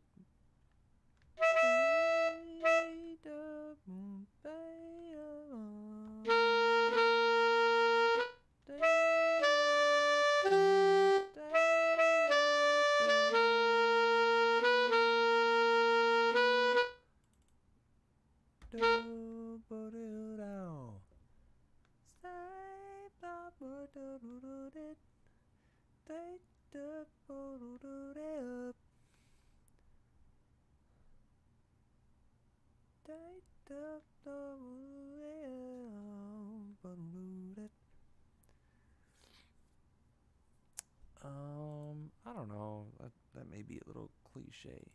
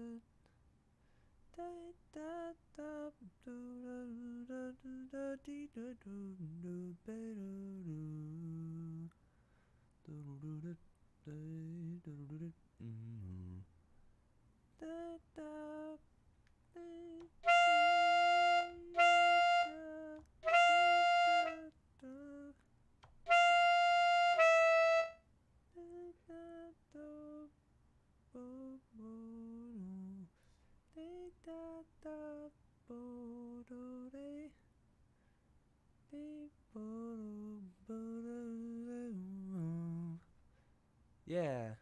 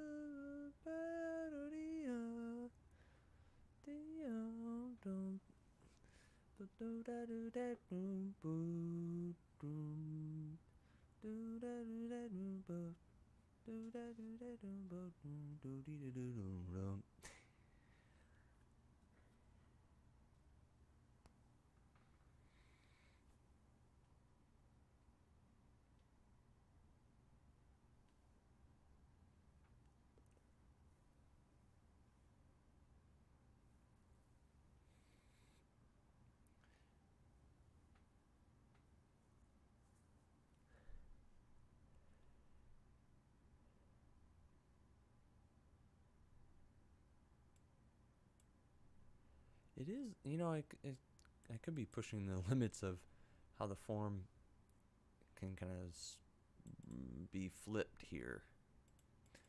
But I could have the two A's happening here with a sax solely.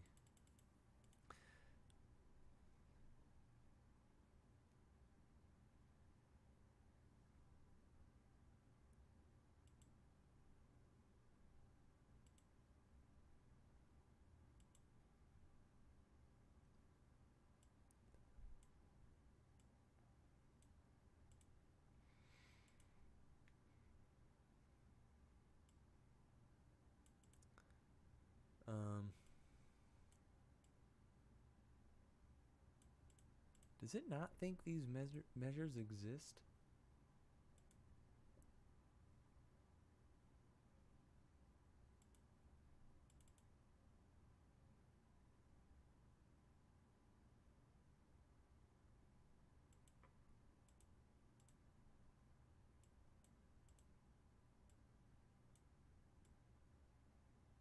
on the right tool, aren't I?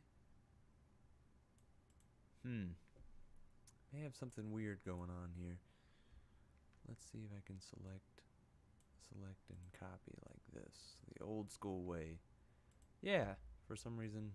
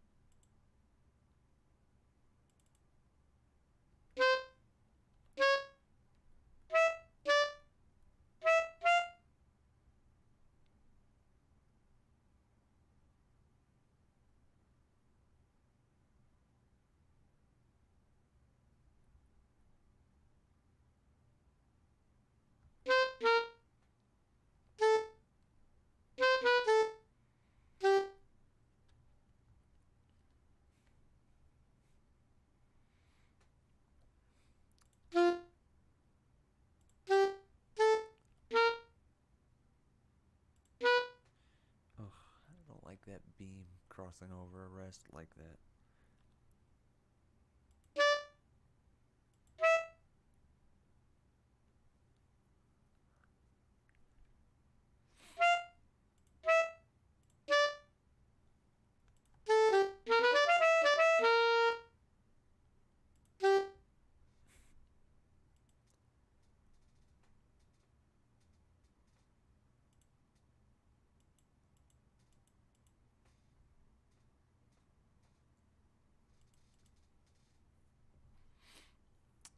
Okay, that's a lot to harmonize. The good news is I already have an ending for it. I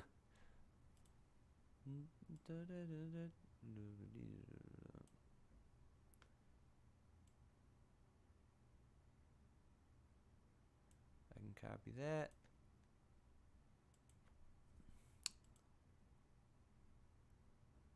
Oh, I'm 2 bars to the right. Or, yeah, to the left, my bad. How did I math that out? 1, 2, 3, 4, 1, 2, 3, 4. 4.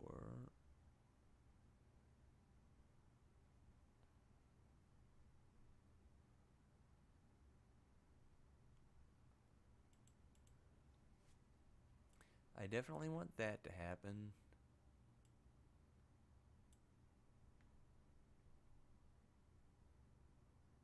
And that. I guess they can't really happen.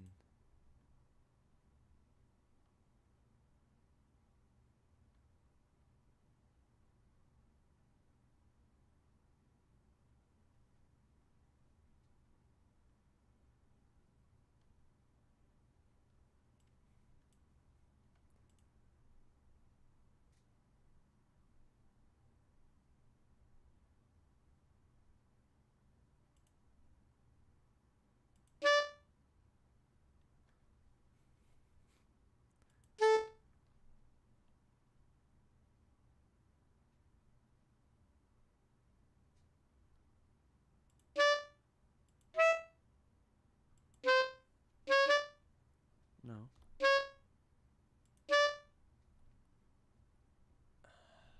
That's annoying.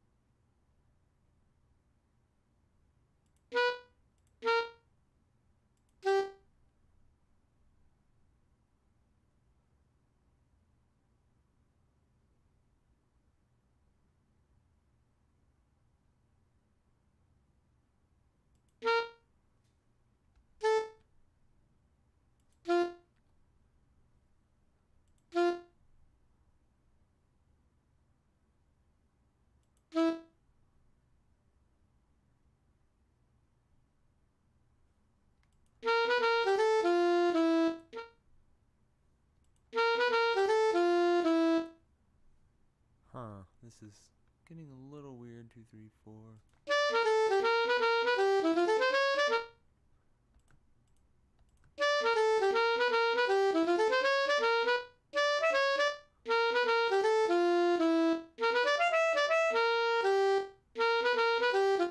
So I need to not,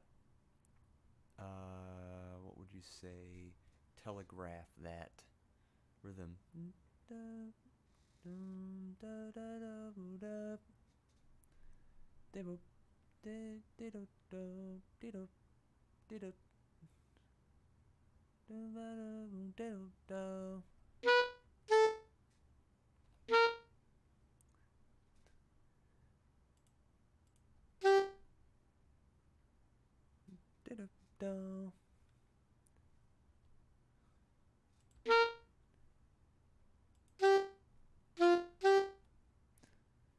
And then, oh man, it's doing that again. It thinks those.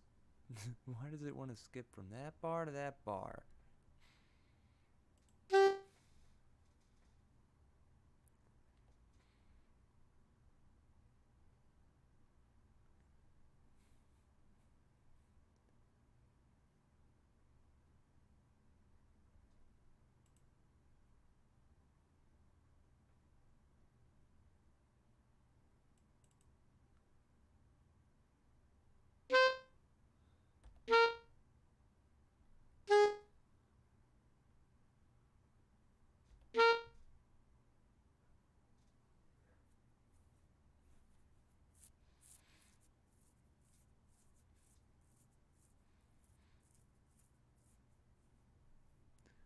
See.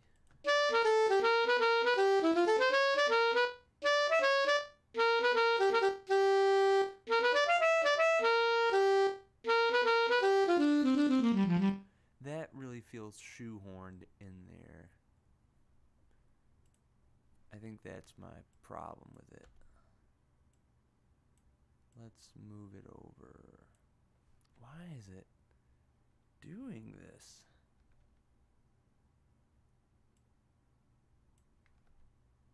Oh, wow. That made a boo-boo. Let's try it this way. Undo that.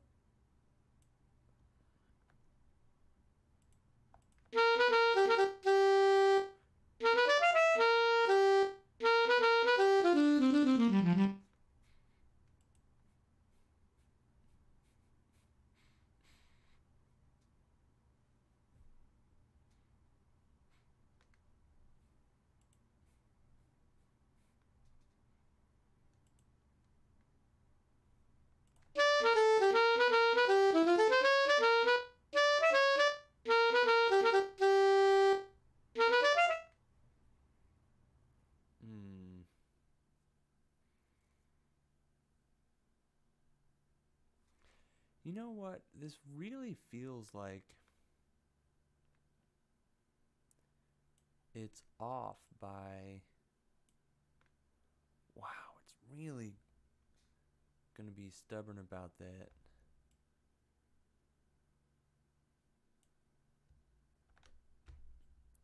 That feels more...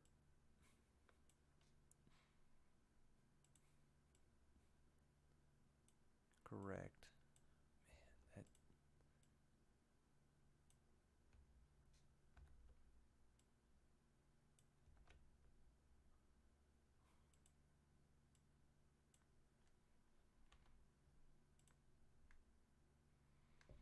Let's go back to the beginning of the form.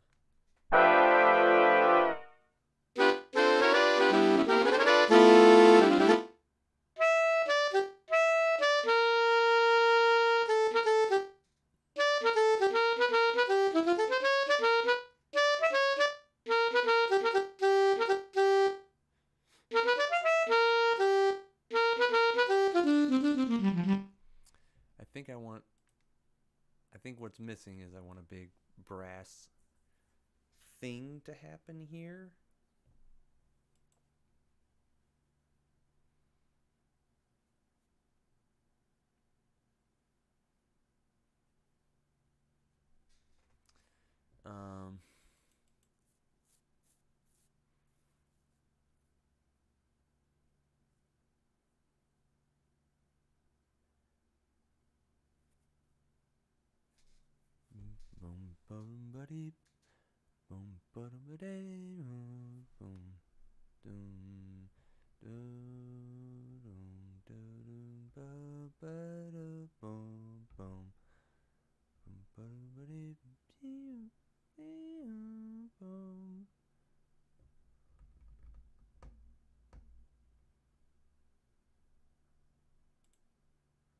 So I could change this then to B flat just to make it easier for the player to read it.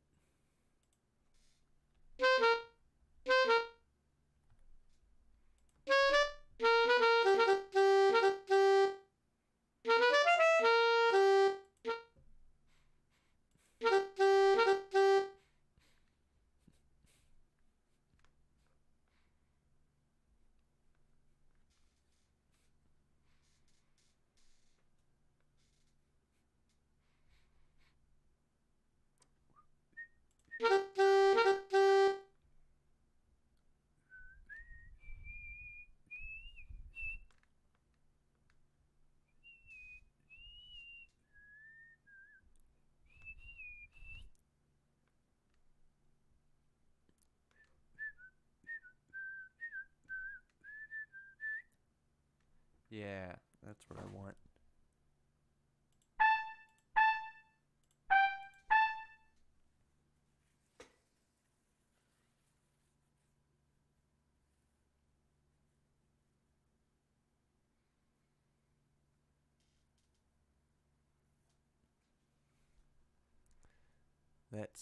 That is gonna be good.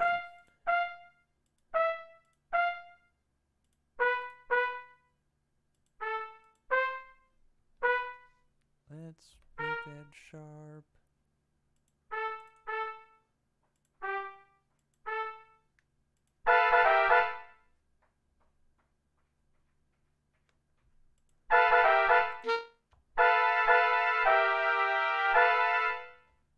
That sounds cool.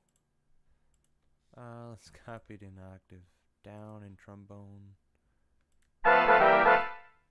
Ooh, wait. That's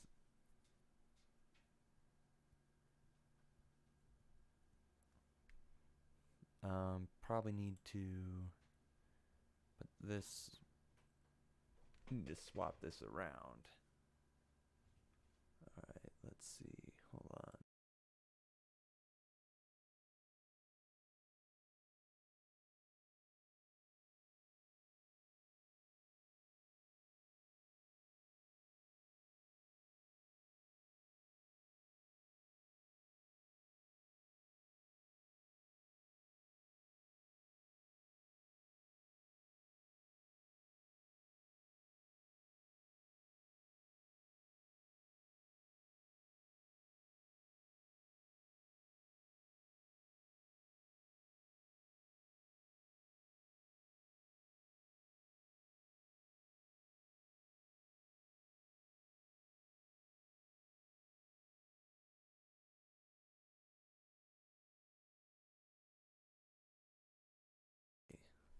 Had a little mishap off to the side here. So let's see this.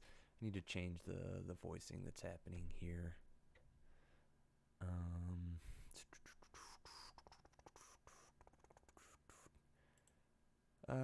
Probably this voicing would need to be on top here. That part of the thing, and then this gets below it, and then this could probably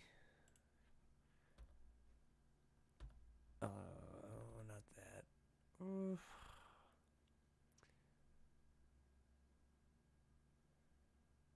Oh, we don't have a fifth.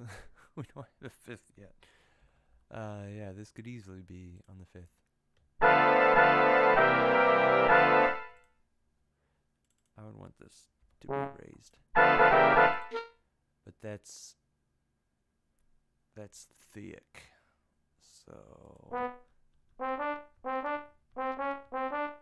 let's move that up like that, and then copy this part of the voicing down.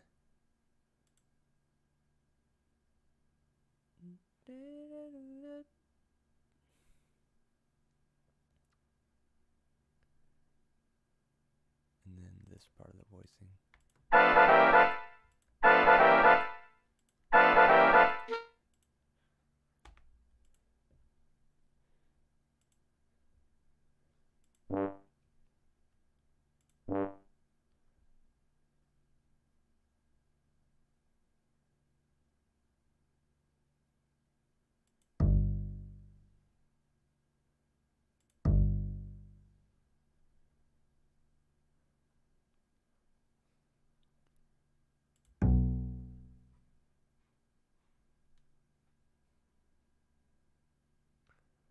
Okay, there we go.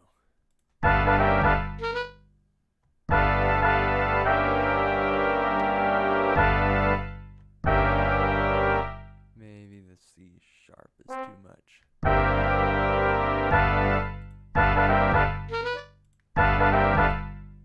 Alright, little brass punch there.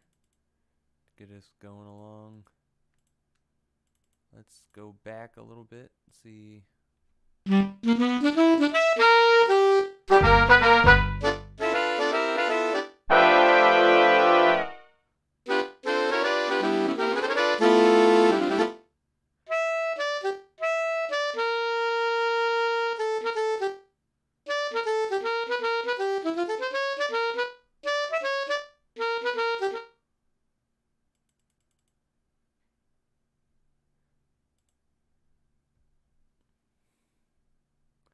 You know what? Let's lose that bar.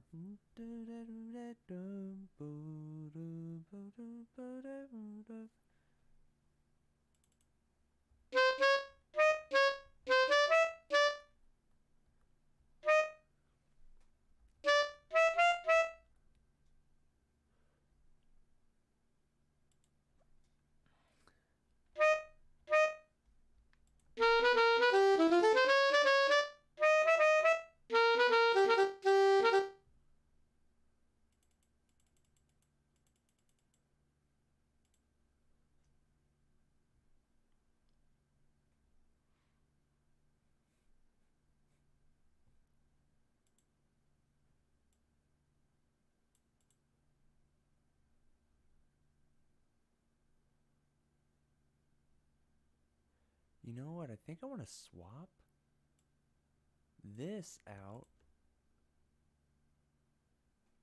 I want to get rid of that.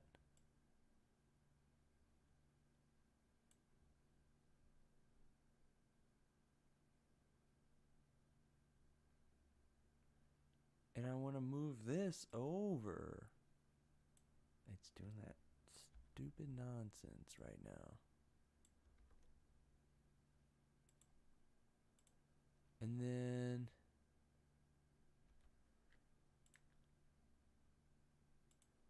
this is how this needed to go this whole time.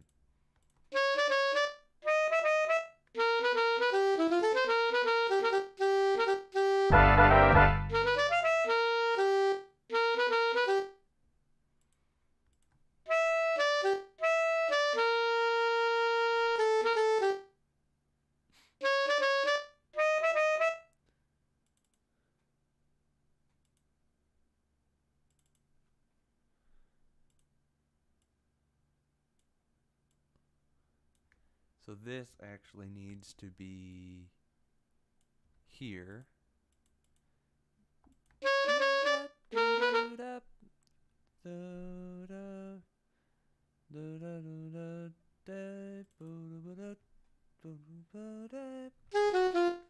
Yeah.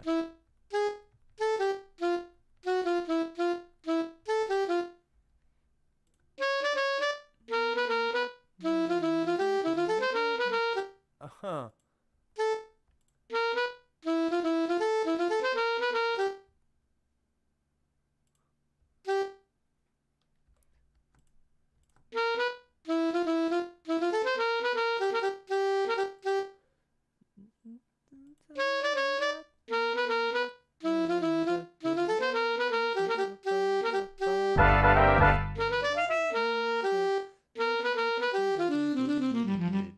Sweet. Think we have our sax soli down. Let's harmonize this. Now, this is getting kind of high to have Barry on it. This is already reaching up in this D kind of area. Now, what I can do is have these long notes and a drop voicing and have the other notes not. So, for instance, I could say do this line, right? Do it like that. I could take this up here. I could even use I could even take both of these like this and then harmonize this down like that. Too easy. Oh man, it's doing that craziness. Okay.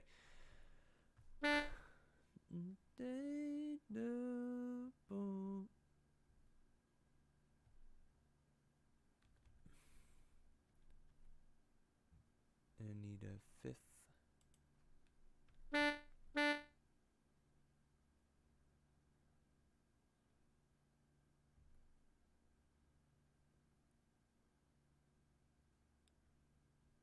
So I can do like that.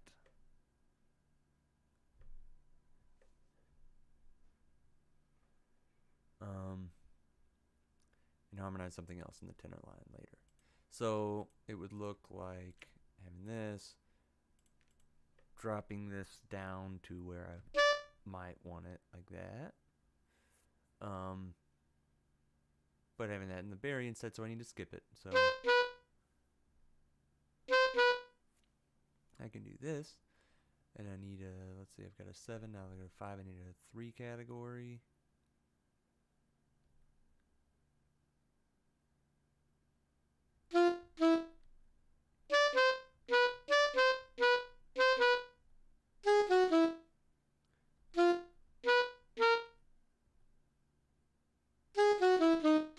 So that's a sharp 9, so we can call that a 1 root category, and then this is a 7th category.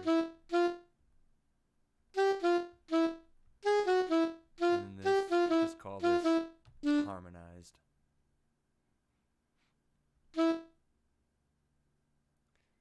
We could harmonize that with the 6. Yeah, a 13 instead of a 7, I could say. Alright, so... Oh, wait. What I didn't do was skip... Okay, no, I didn't skip anything, because that's in place of a 7th. That's harmonized straight down for 7th from root. Okay, good. So the cluster is going to be in the middle here. When we have 3rd, we need some kind of root.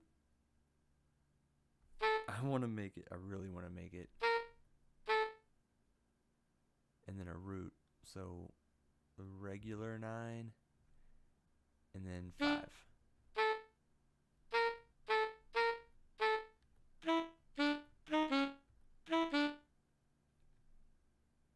That was weird.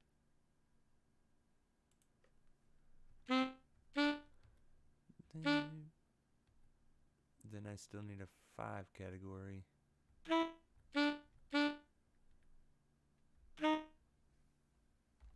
Nah, natural's fine. A little bit of crunch right there. Okay, so here in this is where I need to keep these notes. We've got a 5th root, so I need a 3rd. Boom.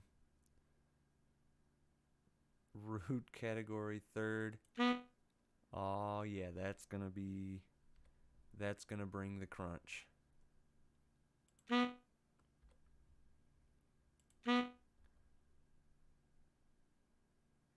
And then this is already root category. This is harmonized. This is 5, so I need 3.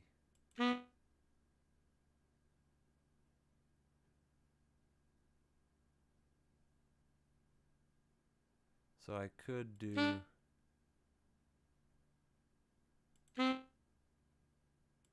Could do like that and sort of do a little bit of a linear diatonic approach. Not really chromatic.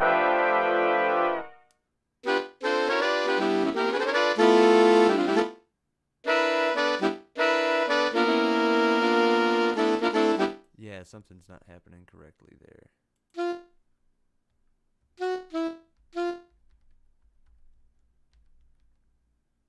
Okay. One thing I didn't like was having the grind up here really took away from it happening later.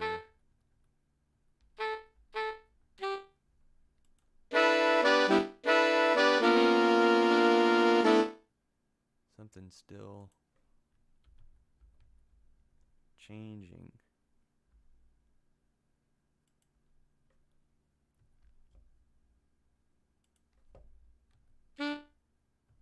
That was it. And these are all flat, right? Okay, let's do it.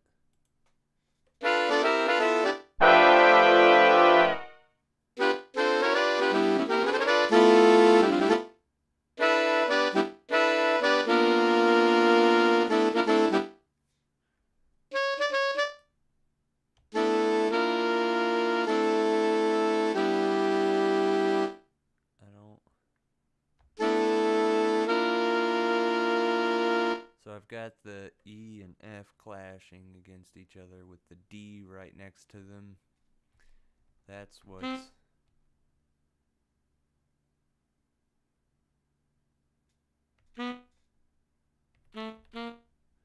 That's causing a little bit of pain.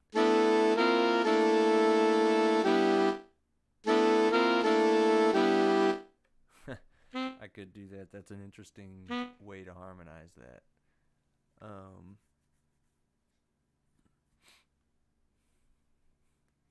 could have that re-articulated just kind of like that's being.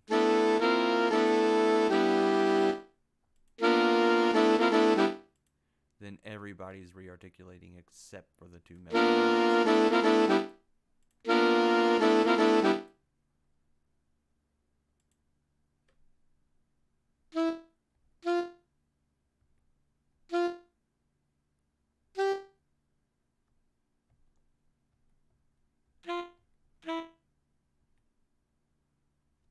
This way, I think, is going to be... I don't like that. I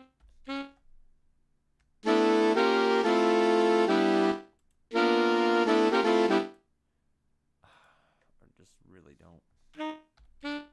Let's have a sharp 4.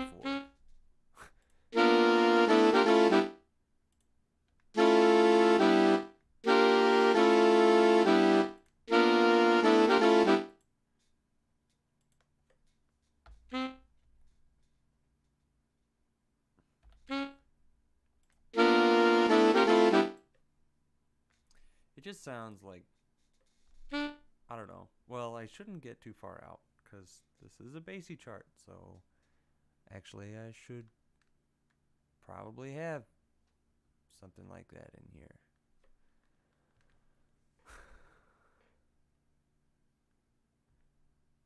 In fact, this is 2 root categories.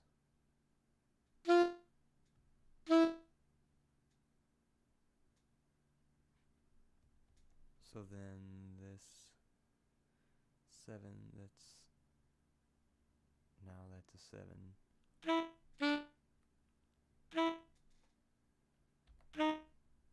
That's gonna be crunch.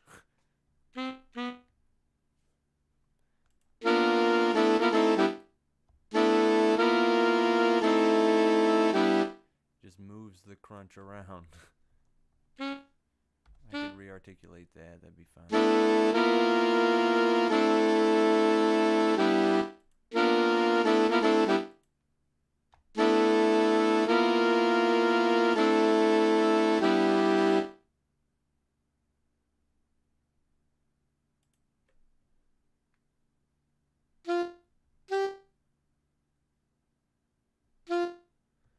if I'm honest about it, I could really do that.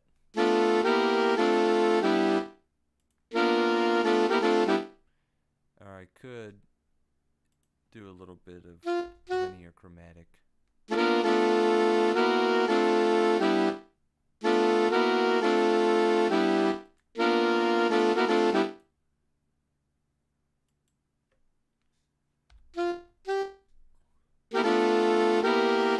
I think the only thing is that weird interval that's happening, this fifth, having it not be parallel.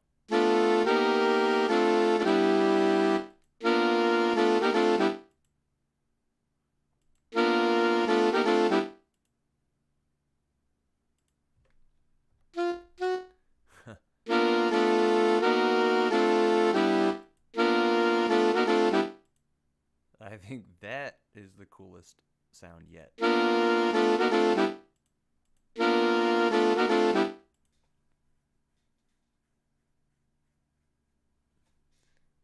could make it a G flat instead.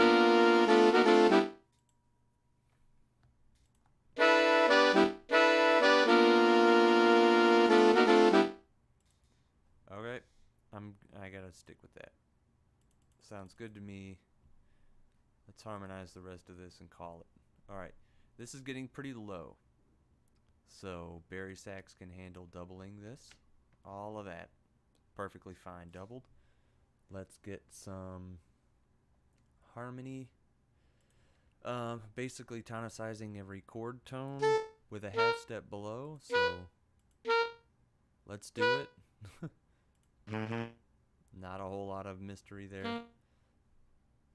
I don't know what I was just thinking. So you need F sharp. This is why I usually copy and paste, because it makes this a lot easier. And then let's do D sharp E, D sharp E. I could do E, F, E, F.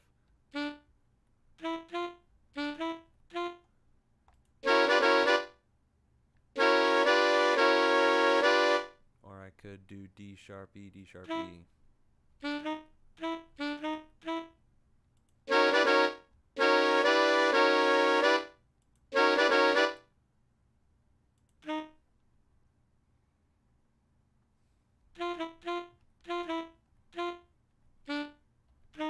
Let's do it like this.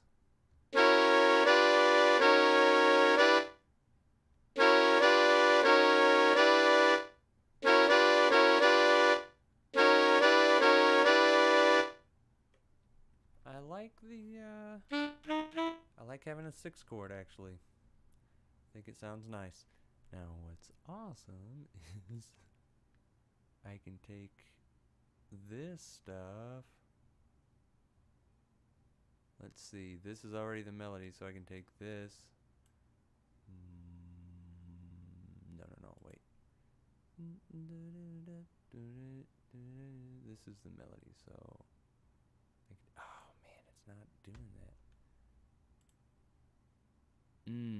That's really frustrating that it doesn't think these measures exist. I wonder why not. Let's go to page view. Look at it like this. What does it think doesn't exist about these pages, about these measures?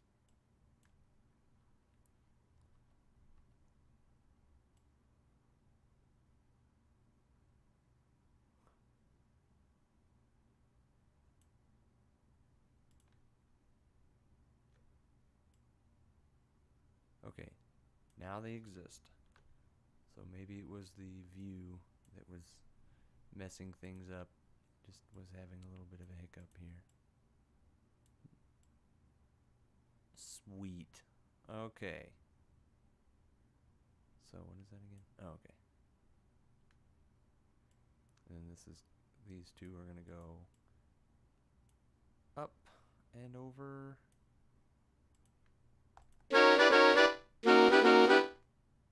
Sweet.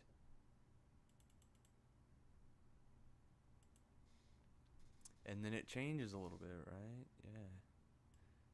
These three go up and over. But oh, no, they don't. No, they don't. Okay, these two go up. Because I've got to change, because now we're doing 6, 7, 6, 7 instead of flat, like sharp 5, 6, sharp 5, 6. So I need to actually move these up. Yeah. Okay, these need to be, since that's the melody, what do these need to be? F sharp G, F sharp G? Yeah.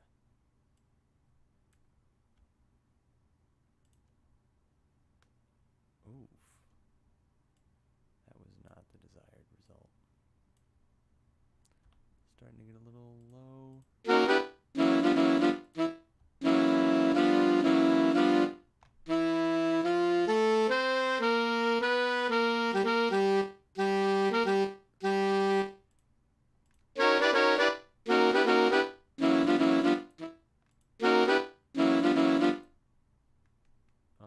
Okay.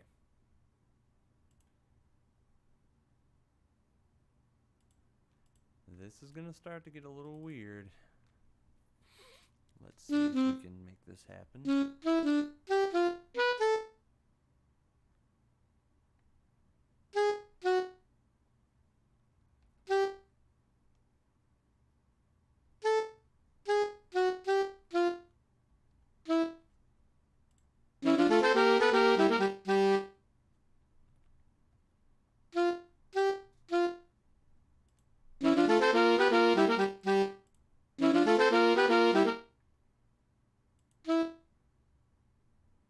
We've got a 1 category, 7 category, works great. Then we got to get this down.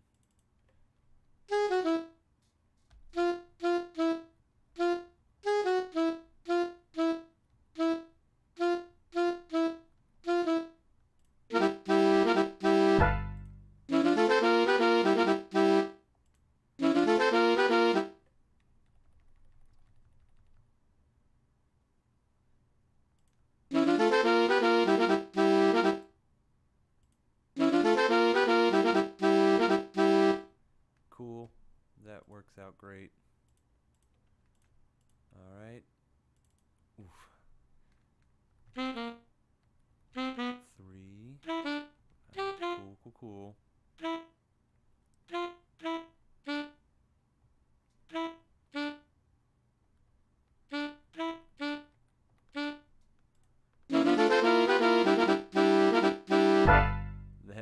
That's cool. That puts the crunch right there in the center of the voicing, and that's just solid. It's a good plan to go with. All right. Now let's harmonize. We'll harmonize the root up here.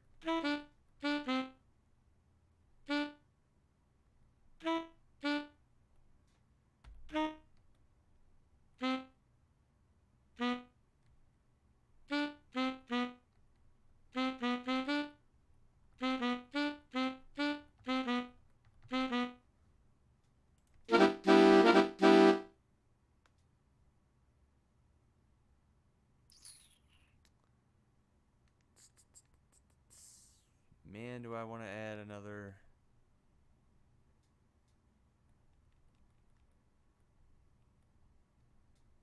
I really want to make this. I want to voice this technically wrong. And make this flat.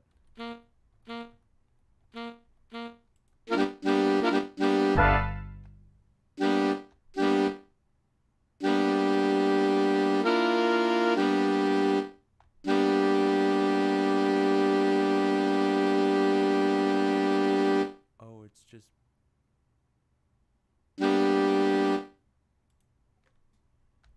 these are natural, right? These are B naturals, and this is a B flat. Why am I not hearing it really? Oh, it's there. Okay. So I do want to keep this as a 13th instead of a 5th.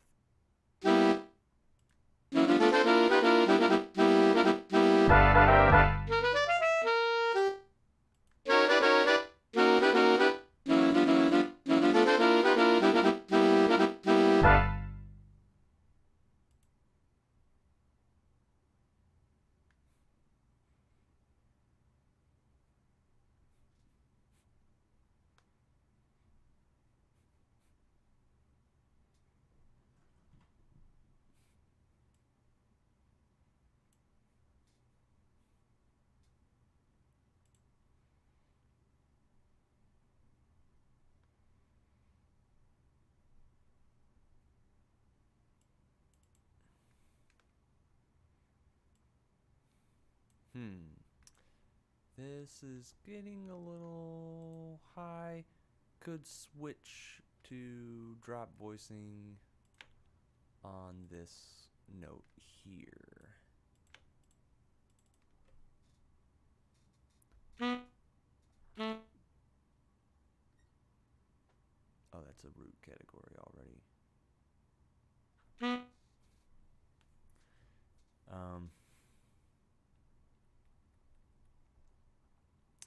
Yeah.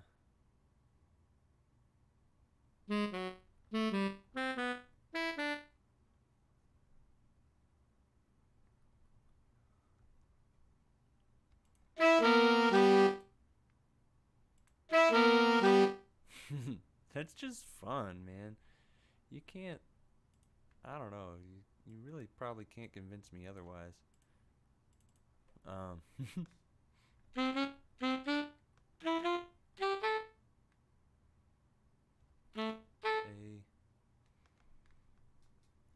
Oh wait, I've accidentally copied that. That should be, let's call E the 5 category and this is 7 category, because we can change the 5 category, not 7 1, sort of, and then we need a 1 category. Let's go with A. Shoot, that's the same note. Let's have a G for this so that we can have a, follow the contour, make it a sharp 9. I like that idea even better. Okay, so now we're gonna have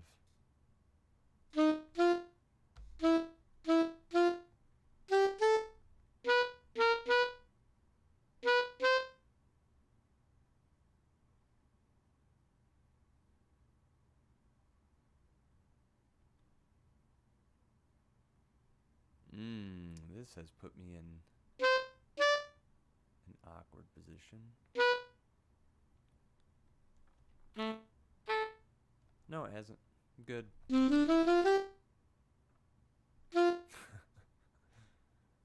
Okay, and then we're going to closed voicing. So I need to do the next category down, which if E is 5 category instead of 7, then the next category is 3.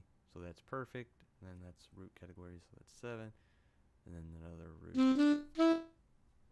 Alright.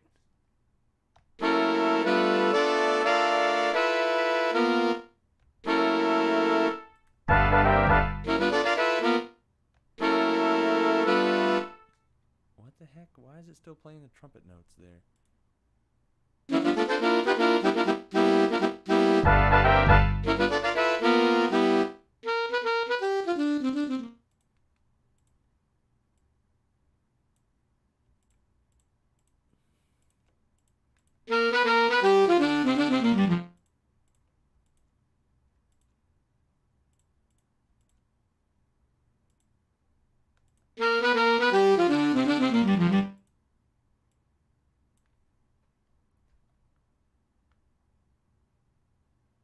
G flat is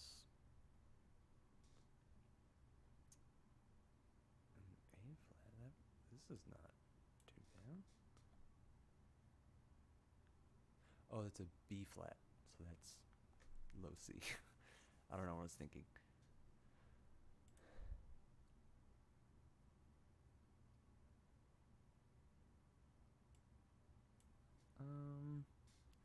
It's fine if all of this is an octave up.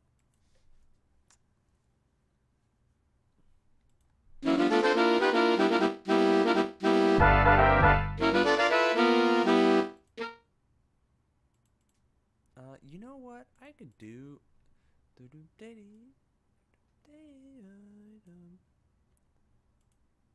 I could actually get rid of this.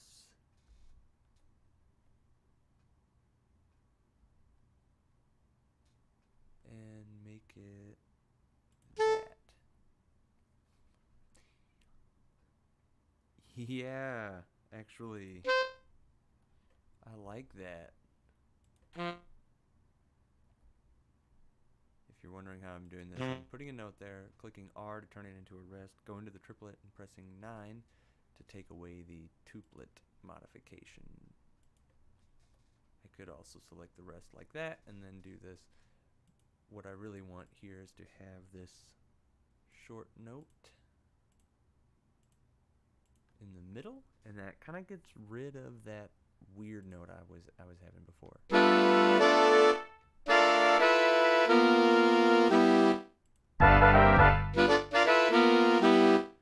I could change this to a semi-open voices.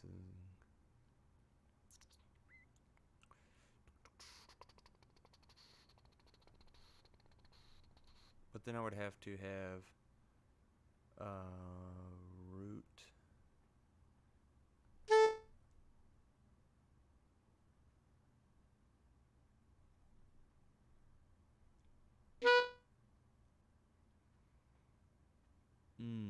No, I really like that voice leading from the B flat to A.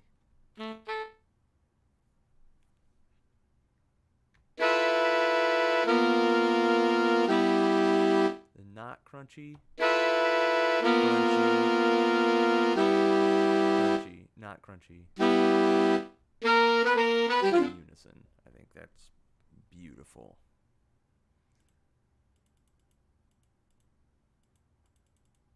And you know what? Since I know I'm going to be in the band that plays this, I might just put a huge second alto solo in it.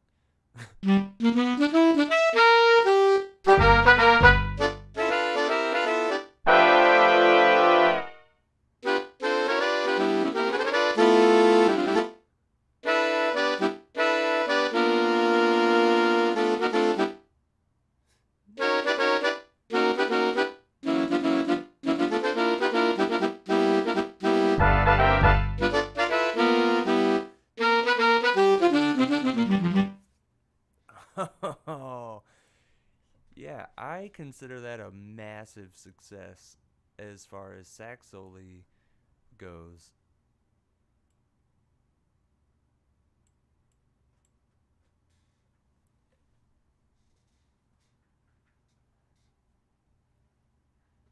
Um,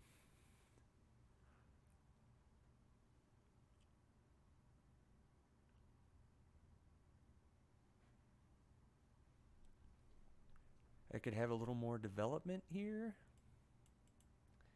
And then I gotta get rid of these repeats because that doesn't really make sense. Easy, there's a tool for that, so I can go, I can just click delete just like that. I can go into this bar line, just make it a double bar, boom. Done. Just also have to get rid of this repeat. So delete the repeat, make it a double bar. Cool.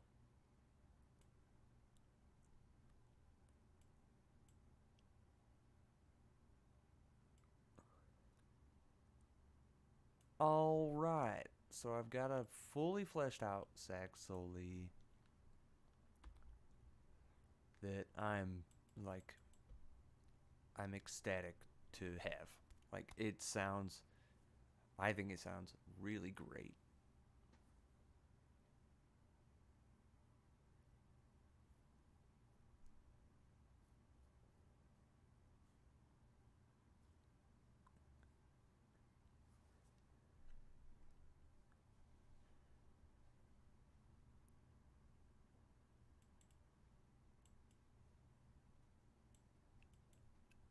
Okay. Well, I've got a little more work to do here. I'm definitely going to hold on to this shout chorus idea.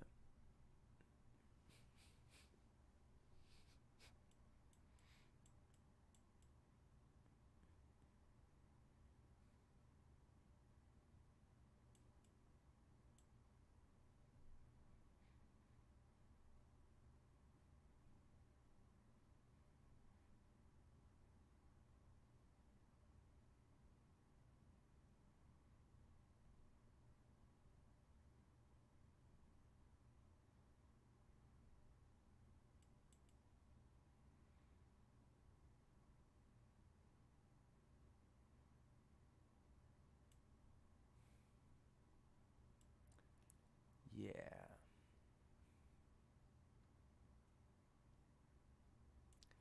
Well, there's a big portion of it missing. I'm gonna catch this intro and take it from there.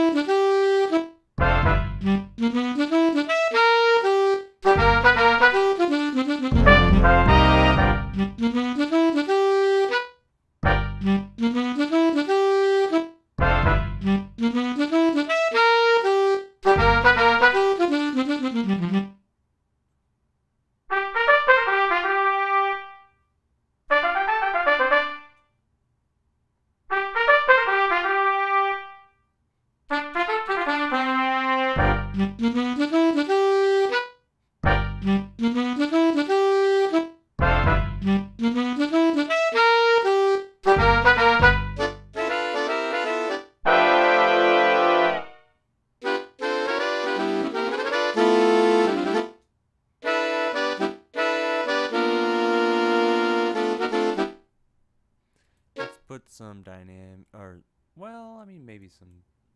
I'll probably save dynamics for later, but let's put some articulation on this, because that does matter. That will make a difference.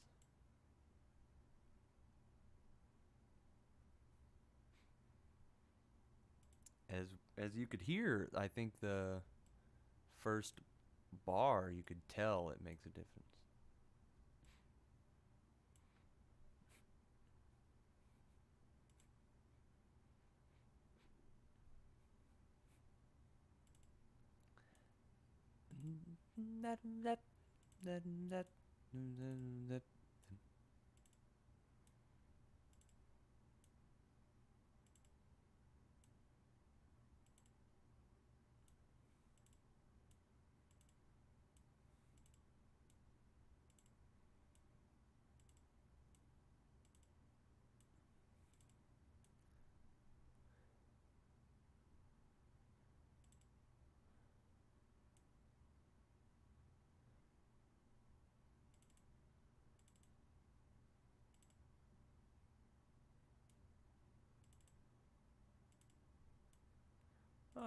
This is the kind of work that takes up the bulk of this time, really, you know. That's why I kind of just record these, or broadcast these live. You know, I don't want you to miss anything.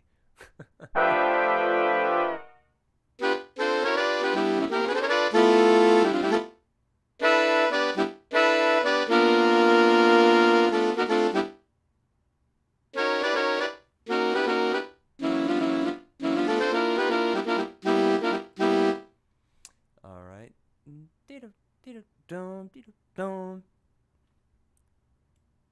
Let's really get some heat on those.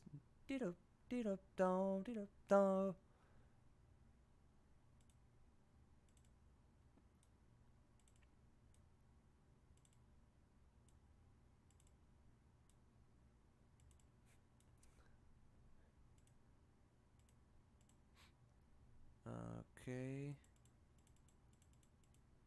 Let's get to the second half of this.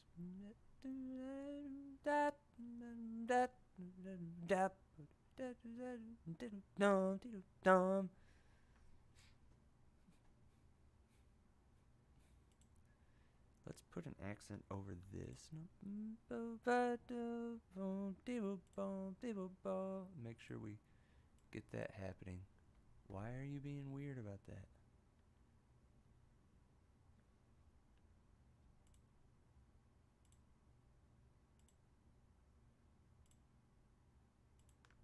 Huh.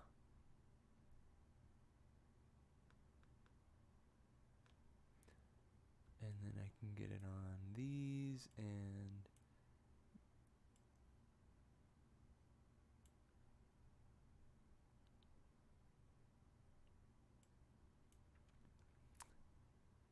huh. I don't know why it's being weird about this note. I think it's maybe trying to put them all on the note head side. Plus, there we go. Yeah, when you put it in concert pitch, it cleans it right up. Go figure. Or take it out of concert pitch. I mean, and that's why. I mean, that's part of the reason instruments are transposed. It just puts them in an easier to read spot. You know, if tenor sax had to read all those ledger lines all the time, that would make it less of an enjoyable experience to play tenor sax. So,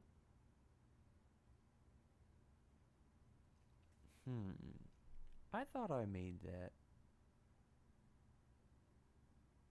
a flat note.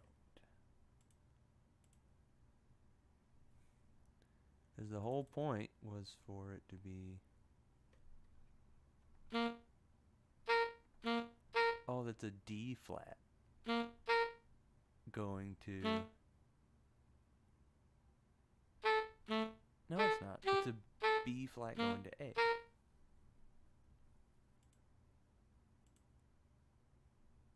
Oh, okay, yeah. C natural going to B. Okay. My brain kind of skipped town for a second. And then this is, that kind of sucks to have it have the same note over a break like that.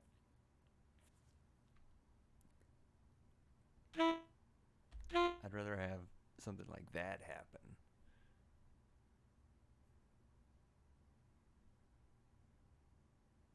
And we got B flat A. Oh.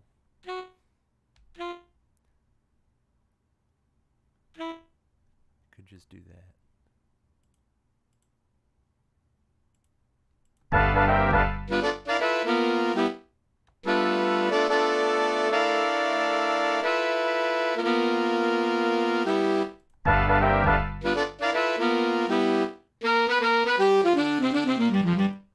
Yeah.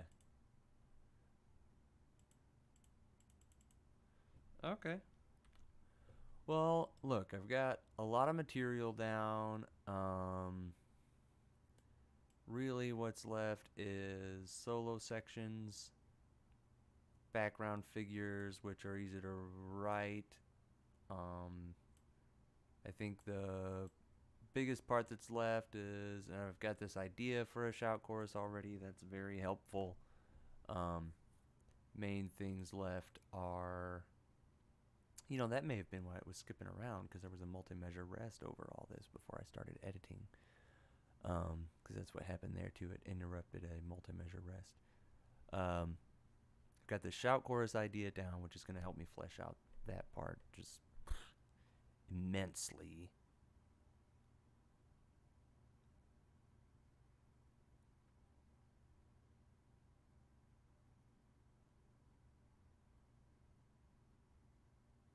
And then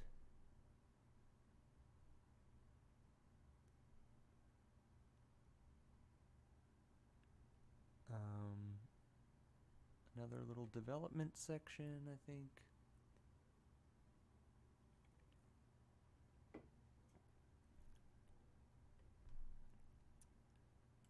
Like a 2D section. That could be the second half of this form.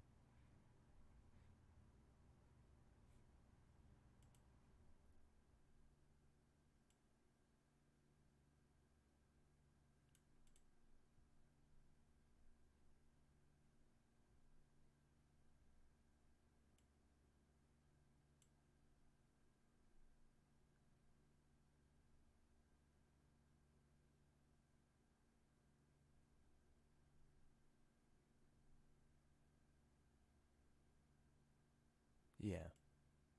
Yeah, that could be the second half of this form pretty easily. But look, you know, I've got a lot of material down and made it pretty far. So I'm going to call it a night. Um, well, call it an afternoon. Go eat some food and come back to this another time. But again, if you watched during or later, what am I on, like almost 3 hours? Thanks for sticking around. If you did, um, bearing with me here, and I'll see you next time.